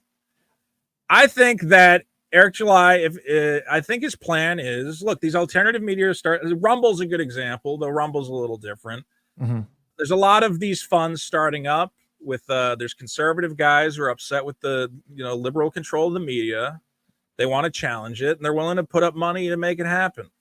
I think Eric July's overall plan is to build this thing into something where you can get them to fund an animated project and hopefully make a bunch of money doing it. I don't know if what he is doing has, again, I don't know if it has mass market appeal. So you're talking, and this was something I wanted to get to real quick, was you're talking about the slow burn. You're in for the slow burn, okay? And part of that is because you trust Eric July. Like, you needed that trust first before you bought the book. That's what got you in. But now that you're in, you're going, okay, I'm in for the long haul. The reason most comics and TV shows and movies or whatever hit you with that strong hook is because the average consumer is bored. Okay. Right. How often do you hear about people and they go, I tried to watch that show, but the first episode was so boring that I just stopped watching. Yeah. Same thing with comics, same thing with books, same thing with people walk out of theaters if the movie isn't interesting. So that's a big problem that Eric's going to have with some of these projects if he continues with this slow burn thing. It works if you got somebody already on the hook and they go, I want to see this. I want to see where it goes. I think the average consumer, if you hand them ISOM and they read through the whole thing and they get to the end, they're going to go, what am I here for exactly? What was the hook? Why am I here? And again, it could change with Alpha Core. Maybe Alpha Core is going to hit us with a hook right up the front. Maybe Yaira will. I don't know. But somehow he has to figure out, how do I sell this outside of my base? I don't disagree with you there, by the way. Okay. I think you're right to some degree. And that might be one of the shortcomings of it, is that when you do try to bring this to mass market, like because the hook for me, obviously, it comes before the book in that, like, I trust Eric to make a good product and to deliver on what he says. Yeah. So to that extent, like, I'm hooked already. But yeah, I think, and like I said, I've agreed with you. I think the hook is a bit weak. I think if you tried to make like an ISOM animated series, you'd be in big trouble. Well, but I disagree there, because once you get through the ill-advised arc, like, I don't think they would do anything. You don't think they would do the ill-advised arc? You think they just move on somewhere else? They could do that. They could, and I think they could maybe rearrange it a little bit once we complete it to start there as like a fun, like, fun entry into it. And then, maybe do something different, down the line. I don't know how serious he is with it. I mean, if I'm Eric July and I'm thinking, like, I need more to create this animated series. I think the animation looked really dope, and it brought me back to like Batman the Animated Series in some regard. Yeah. But like, do we have enough yet to do that, or are you going to do something completely different? You know what I mean? Like, I think if you mix up in too many mediums, it can muddy the story and what you're trying to tell on like in the comics. And I guess that's so. And then I get confused where I don't know what Eric July's goal is. Okay. The stated goal was, I want to have a comic book universe or whatever. Okay. It's a comic book company. And then I go, so why are you making these animated promos? They're very cool. Okay. They look good. But you obviously don't need them to sell comics. Like that, your comic is going to sell without that. It's a nice little bit of eye candy. And I have to speculate. I go, okay, well, if I was Eric July and I had a big pile of money and I had, great ambitions, I would be making things to show to network executives to try and get a TV show or a movie or a video game or whatever else. So I guess that's part of my concern with the just confusion with the Rippaverse. I'm like, what do you want? What are you trying to build? Is it just all encompassing? And again, I just prefer that instead of doing all this, which, maybe it doesn't take a lot of time out of his day, and I hope it doesn't. But I'm like, I really wish this guy had just for like a year or two just sat down and said, I want to tell the best possible ISOM story I can. I'm not going to worry about introducing a million new characters. I'm not going to worry about building up and hiring a bunch of talent to write other books. I'm not going to hire 12 guys to make sure all the books happen. I'm just going to tell one great 3-issue arc. And once that's done and everybody knows what the characters and everyone knows where the universe is, that's the time. Now I can expand. I can introduce new characters. I can do whatever. Instead, it feels like we've been immediately thrust. Like it feels like there's no waiting for Eric. It feels impatient. Where he goes, I want a million books. I want a cartoon. I want a video game. I want whatever. And I'm like, he'll even talk about it. He made a video that was like, what I would do if there was a Rippaverse video game. And I'm like, bro, guy, you have 2 issues of the comic book. Don't even think about a video game. Well, the guy's I would say the guy's excited because he just cleaned house on the first 2 issues of his baby. Like it's. Yeah. I mean, you got to give him credit. Like, and I would just say if I had made 3 million on my first campaign, I'd be giddy as fuck, dude. I'd be like, what could I do with all this? How could I roll this back into the company? I'd be giddy, but I would also not be talking about video games and movies and whatever. I would go, guys, listen. And again, I talk about all these other comic companies. I'm a guy who I go in every business going, at any point, this thing could implode and kill us all. We're on a train barreling down the tracks, and right now the train's full of money. But at any point, the money could set on fire and kill us all. Right. So I'm always on the side. Maybe that's why Eric's a greater creator to me, that he just goes, no, it's going to succeed. It's always going to be a success. Every campaign is going to be huge. Aim for the stars, cartoons, movies, whatever else. Okay, me as a guy who, again, has watched so many businesses just fucking explode. Because I'll tell you, IDW was like, or whoever it was, they're like, oh, this is great. We're going to make 1 million comics. We're going to get 1 million Netflix deals. We're going to be richer than shit. Every one of our comics is going to get picked up and turned into a Netflix series. And now they're bankrupt. Kevin Eastman, I'm going to save comics, Valiant, whatever else. I've seen it 1 million times.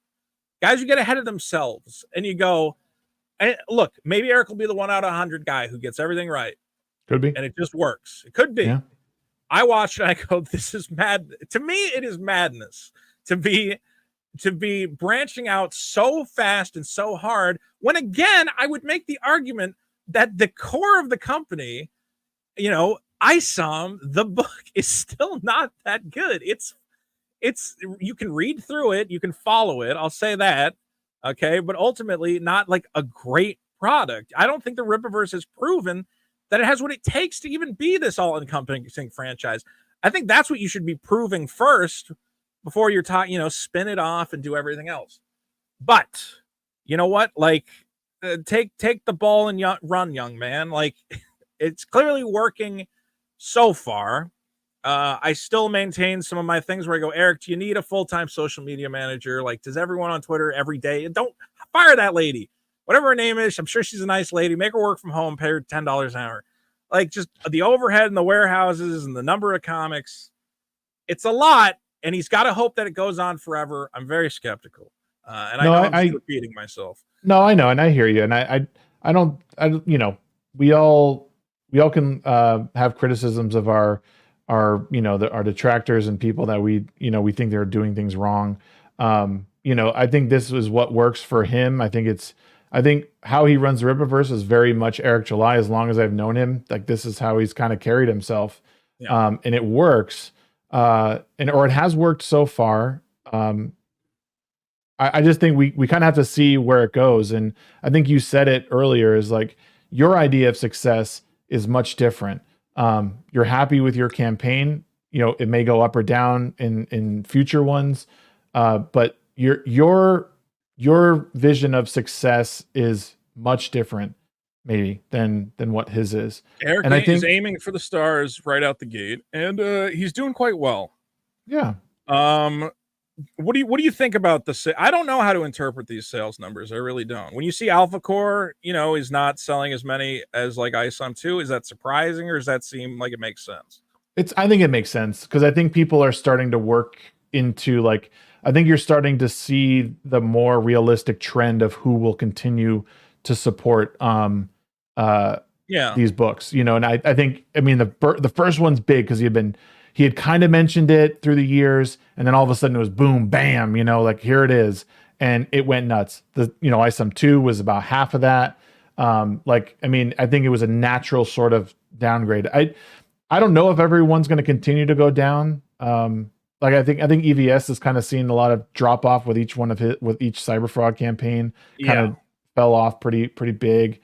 I don't know, and that's the thing is I don't know does what he need to. Well, that's the other question. Like, you know, he's said, well, it's okay if we don't make as much as the first one because we're going to release more and more books every year.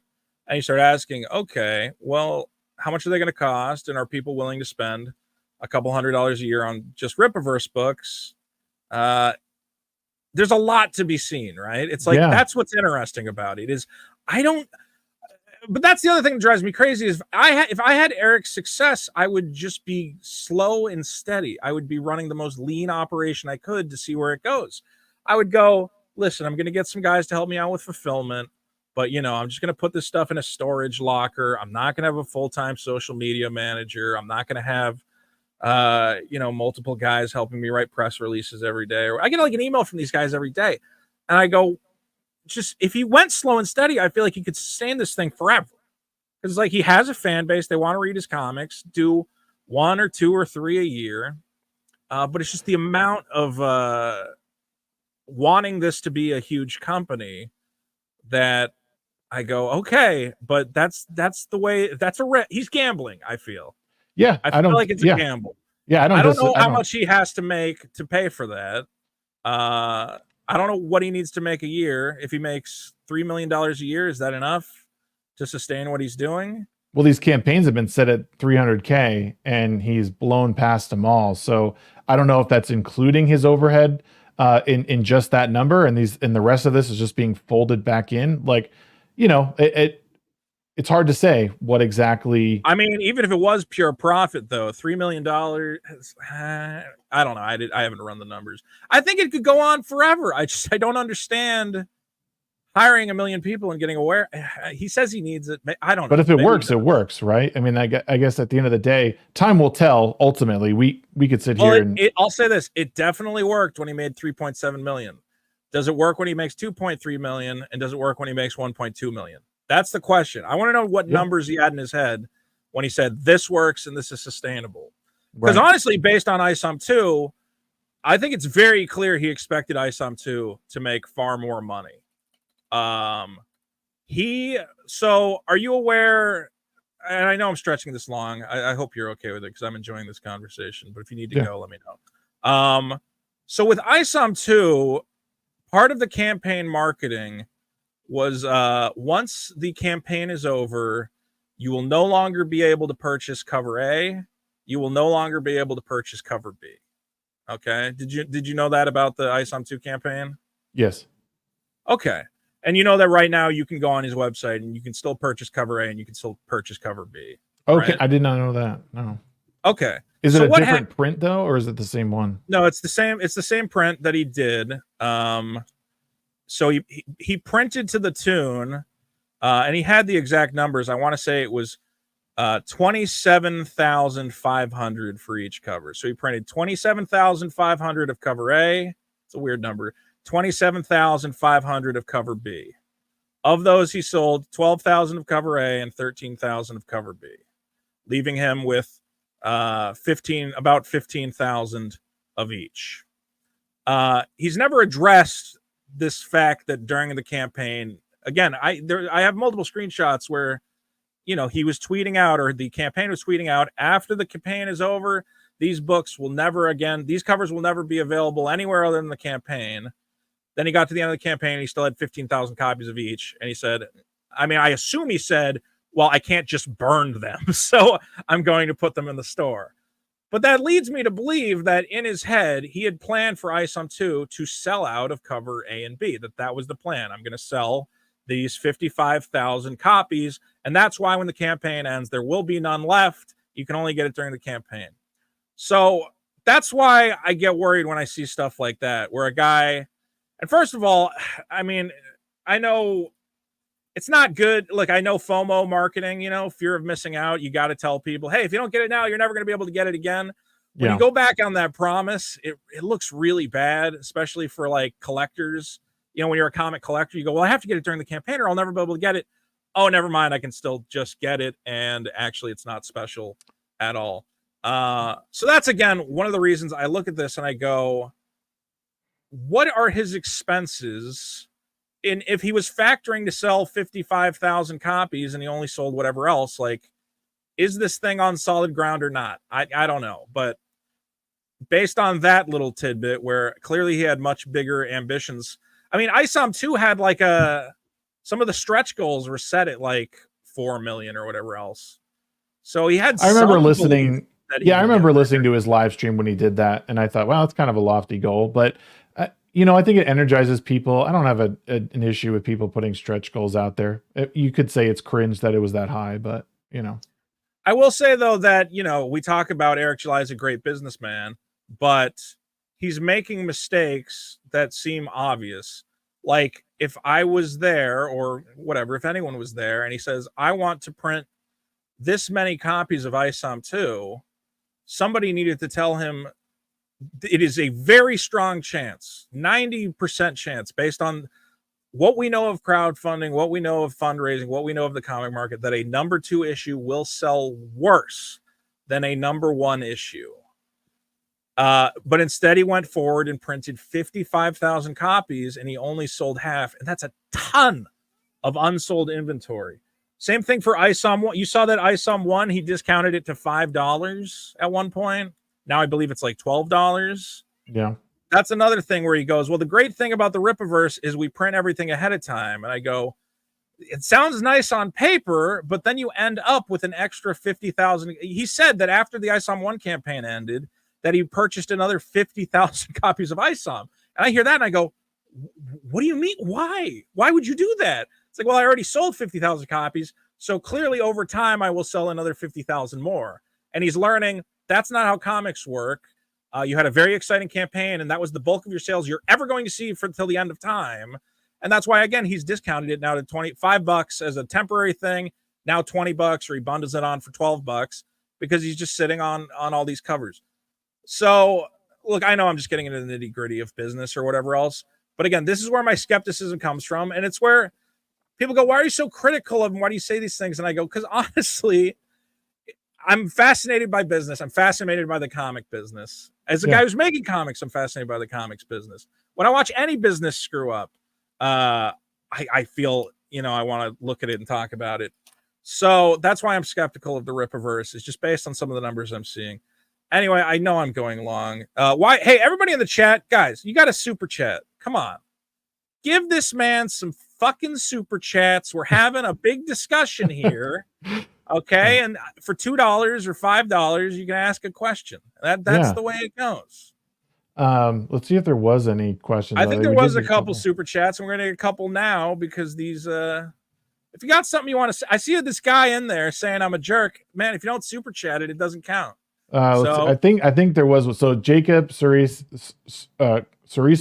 with 320 yen, I believe that is. God damn it, Vito, play Magic cards with me, he said.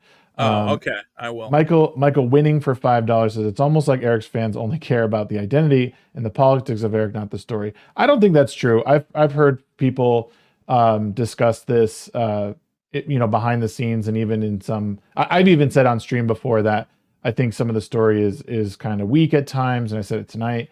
But I don't think it necessarily. I mean, you could levy that criticism a lot of different stories. There's very few that are flawless. And no one ever expected Eric to be perfect, at least from where I sit. Bonzo for $9.99 said, Vito's critique is disingenuous. He's been going at July for a long time, at least a year. Before Masterson, he pushes Dick to continue. I'd like to know the real reason. Well, I talked a little bit about the fact that I knew that guy having some beef with other people that I know. But I'll say this, all my criticism has always been based on what I've seen. So I never said, I read the Rippaverse ethics. Oh my God, my cat is knocking everything over. And I said, there's a lot of that Rippaverse ethics that people were excited about, where it's like, we're not going to have, branching multiverse stuff. And I'm like, well, that's something you don't really got to worry about for 10 years. They're like, yeah, DC didn't start doing any multiverse stuff until they had 20 years of established lore and characters. We're like, shit, we got to sort this out. Why are there 2 Flashes? There's another Earth, Yeah. Like, that's something down. I don't think you need to put that when you're doing a couple books. So that I found, you know, the fact that people were like really celebrating that, I was like, any indie comic can say, I'm not going to do a multiverse. It's not a big deal. And again, I read the synopsis where it says Avery's worst day was the day he had to go find Jasmine, whatever else. And I said, this is really what you guys are buying it for? There's nothing here. And I don't know anything about this character. You know, I like my campaign. I tried to put a bunch, whatever. I'm not going to make comparisons, but I said, there's not a lot here to make me want to give this guy 3 point whatever $million. So I have to imagine, you know, it's Eric July fans and friends and fighters of the culture war. We'll see. So yeah, I don't know. I did all my critique though has been based on what I've been shown. Again, people really think I'm like being dishonest, and I think I even said some nice. I think the art is really solid. I think the panels look good. It looks like a professional product. It's printed like a professional product. My copy is somewhere. I bought both of them, so he's doing a lot of stuff. Conveniently, he can't find it. Everybody, I got one on. All right. It's still sealed. Look, I read it in another form. Let's put it that way. But then I did end up when it went on sale. I'm like, come on, what am I gonna do? He's doing. Look, there's stuff to learn from Eric July. Absolutely, he's absolutely right about speed. The biggest problem facing indie comics and even mainstream comics is that getting the books out at a rapid pace is a challenge. Now Eric is, I believe, circumventing part of that challenge by working with Glass House Graphics, which is a Brazilian art firm, which I think is doing a lot of preliminary penciling work that the artist is then going in and adding to. I have not confirmed this, but that is one company he's working with. So yeah, one way to speed it up is to have a lot of money and pay a lot of assistants to get the book out the door. Unfortunately, you know, a lot of small time indies, I get a lot of guys coming to me and they're like, how come your book, you know, how come it takes so long to get it together? And I go, you know, Eric July is getting one done every 2 seconds. I'm like, Eric July has several $1 million. If you give me several $1 million, I'll get you a comic book by the end of the month. Okay. Right. I got to work with one artist and, you know, I got to work with his schedule. It's a pain in the ass. But yes, Eric has figured out one of the ways to get the books done quick is to have a lot of money. Not everybody can emulate that. So, you know, again, guys like Ethan who are just making the book by themselves. I do think some of these guys, though, who have the big campaigns, I'm surprised that they don't lean on assistants to help them get the books out quicker. That's obviously what they do in Japan. They have a big network of assistants to help push books out weekly. Yep. But whenever we talk about that and everyone says, I love manga, why can't we be as fast as manga? You have to remember that these assistants get paid about $6 an hour, and most of them die before age 50 of overwork. So we can't really model that. Unfortunately, we have labor laws in America. Yeah. So, but yeah, Eric's identified some of the same problems I've identified. Speed, I think, is the number one problem. He's found a good network, a good staff. I hope at some point I can have the same number of people or assistants or guys I can reach out to. He's built a good base of people. I wish I had $1 million. It would make it a lot easier. It's wild because I feel like in another universe, like there could have been a decent partnership that maybe could have happened, or at least like some help that you could have offered, or you guys could have worked together. But it seems like personal beef on some level has kind of gotten, you know, from whatever side it came from, has sort of, you know, poisoned the well.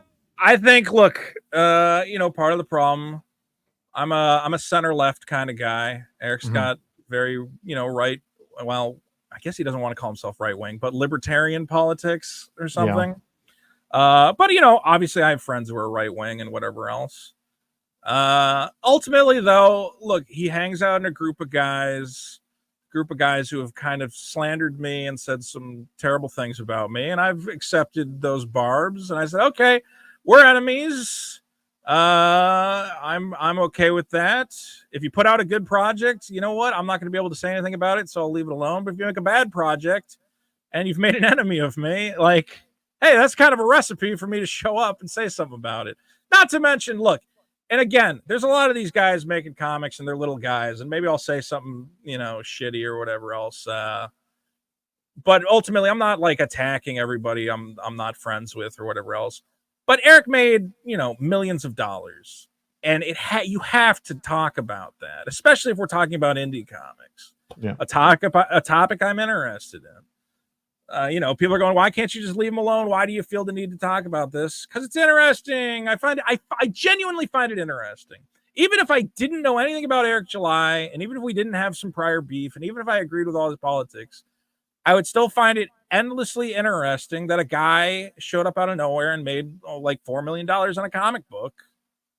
And I would want to read it, and I would want to see if it's good.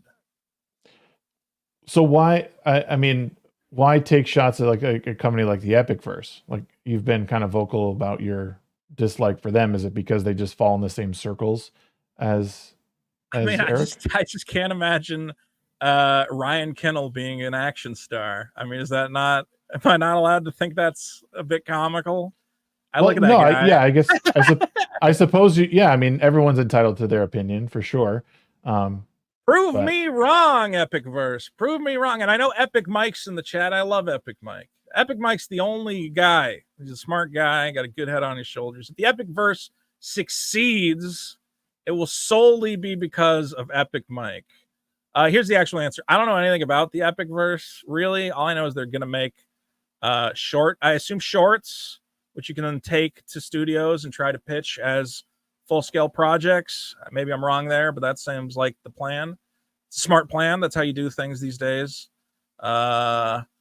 Ultimately, I listen to these guys' channels and I listen to their criticism, and guys like, Ryan Kinnell, I listen to the things they have to say about media and I go, this guy's a dummy. I go, this guy could not write a decent screenplay or a book or a comic just based on what he says about media and the problems he's identified with media.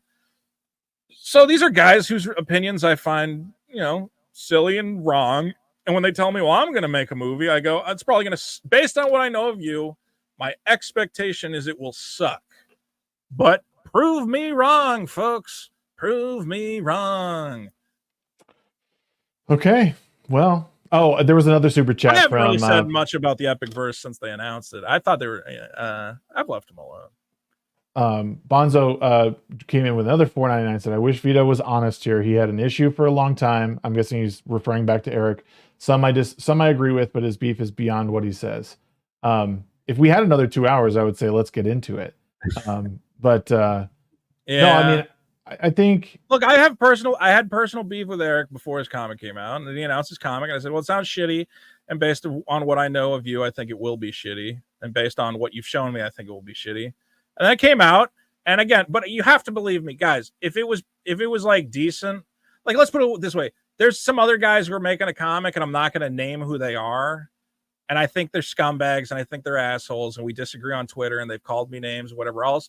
And I look at their comic, and I go, "Fuck, that looks really good. That's going to come out, and it's probably going to be good." And so I can't shit on it because I'm like, I know it's going to be good. So why would I say anything bad about it? Because then it's going to come out and be good, and I'm going to be fucked. So there are guys I don't like who are making good comics, and I don't say anything about it because what could I say? Hey, that guy I hate made a really good comic. Maybe I should say that. Maybe you should. Hey man. I'll be honest. I think to come out. Yeah. I mean, I think to some extent, I know it sounds cliche. I think the YouTube commentary space needs more positivity. I've actually tried to get away from the overly critical, this is woke, blah, blah, blah, because I want to talk about things that I fucking love. Like, even if it comes from someone I don't agree with, I'll read your book, and if it's good, I'll say it. I don't mind saying hey, I don't agree with everything this guy says, but I'll separate the art from the artist here. And the story is what I'm engaged with. Same thing with, I mentioned Stephen King earlier.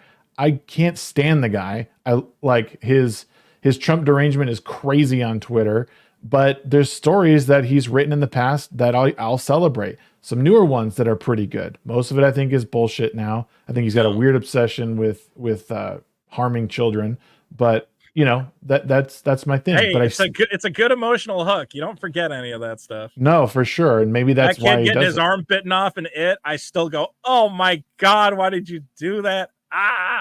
Right. Yeah. So no, I mean, I honestly, and I think the reason people don't do it, and I'm sure you recognize the fact that praising something isn't always going to bring in the money for you.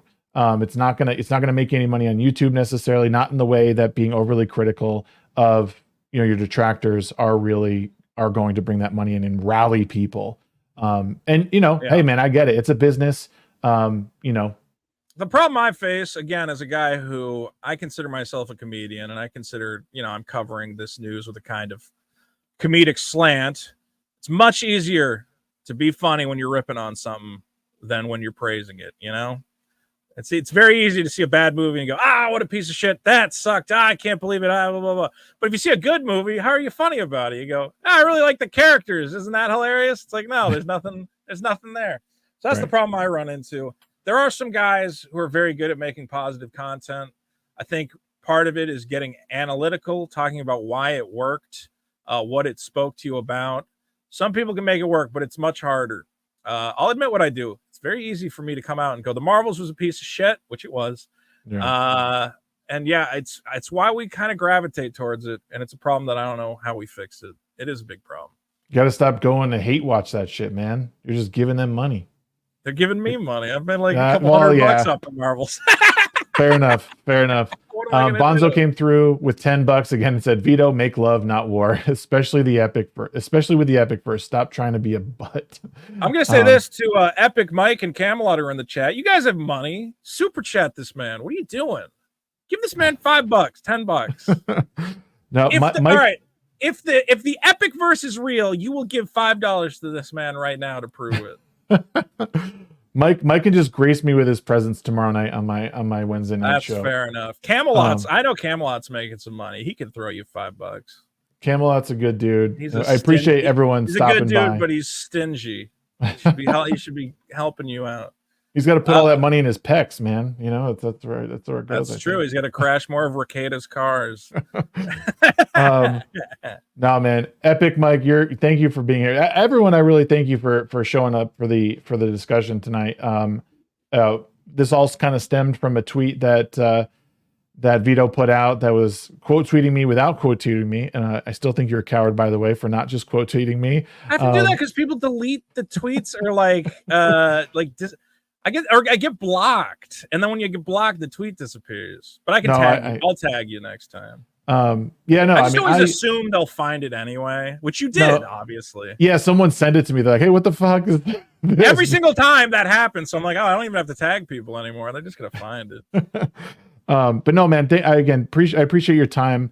Thank you for continuing the discussion because I was about to end it, and you just kind of kept going. I let it run, so I think we got some good points. I knew it was going to happen because it's such, again, people think I'm just a hater. I honestly find all of this fascinating. I love business. I love crowdfunding stories, comic books, and the Rippaverse is just the intersection of a bunch of different things I'm interested in. So, you know, you could say that it's all coming from a place of hate, but a lot of it really is coming from a place of going, how could you make this business work? Is this a viable model? I don't believe it is, but I want to find out. And I guess we're going to find out. That's what matters. Hell yeah, man. No, again, thank you, chat, for everything. We're going to depart for the night. Again, I appreciate you coming by and giving me some of your time. It's really great to know that there's creators out there who are willing to give the little guy a listen and a chat every now and then. So thank you very much, guys. We'll see you guys next time tomorrow night. The little guy, what does that say about me? No, you calling me fat? You cock. All right. Absolutely. Get to the gym, motherfucker. I want to make a plug real quick. Go ahead. I'm going to send you a free copy of my comic. Just request it when it's ready. I'll send you a copy. Okay. For those of you regular plebes who are going to have to pay money like fools, you can go to superkiller.org, learn all about it. That'll take you to Indiegogo, where you can support my tiny little indie project that will never make as much money as the Rippaverse, and I'm okay with that because I accept my limitations. You got to send Epic Mike one too. Epic Mike can maybe get one. He can get a digital copy. He's got to give me some Epic. All right, send me some Epic Verse swag. Give me like a hat, and I'll give you a free comic. I'll wear an Epic Verse hat. There we go.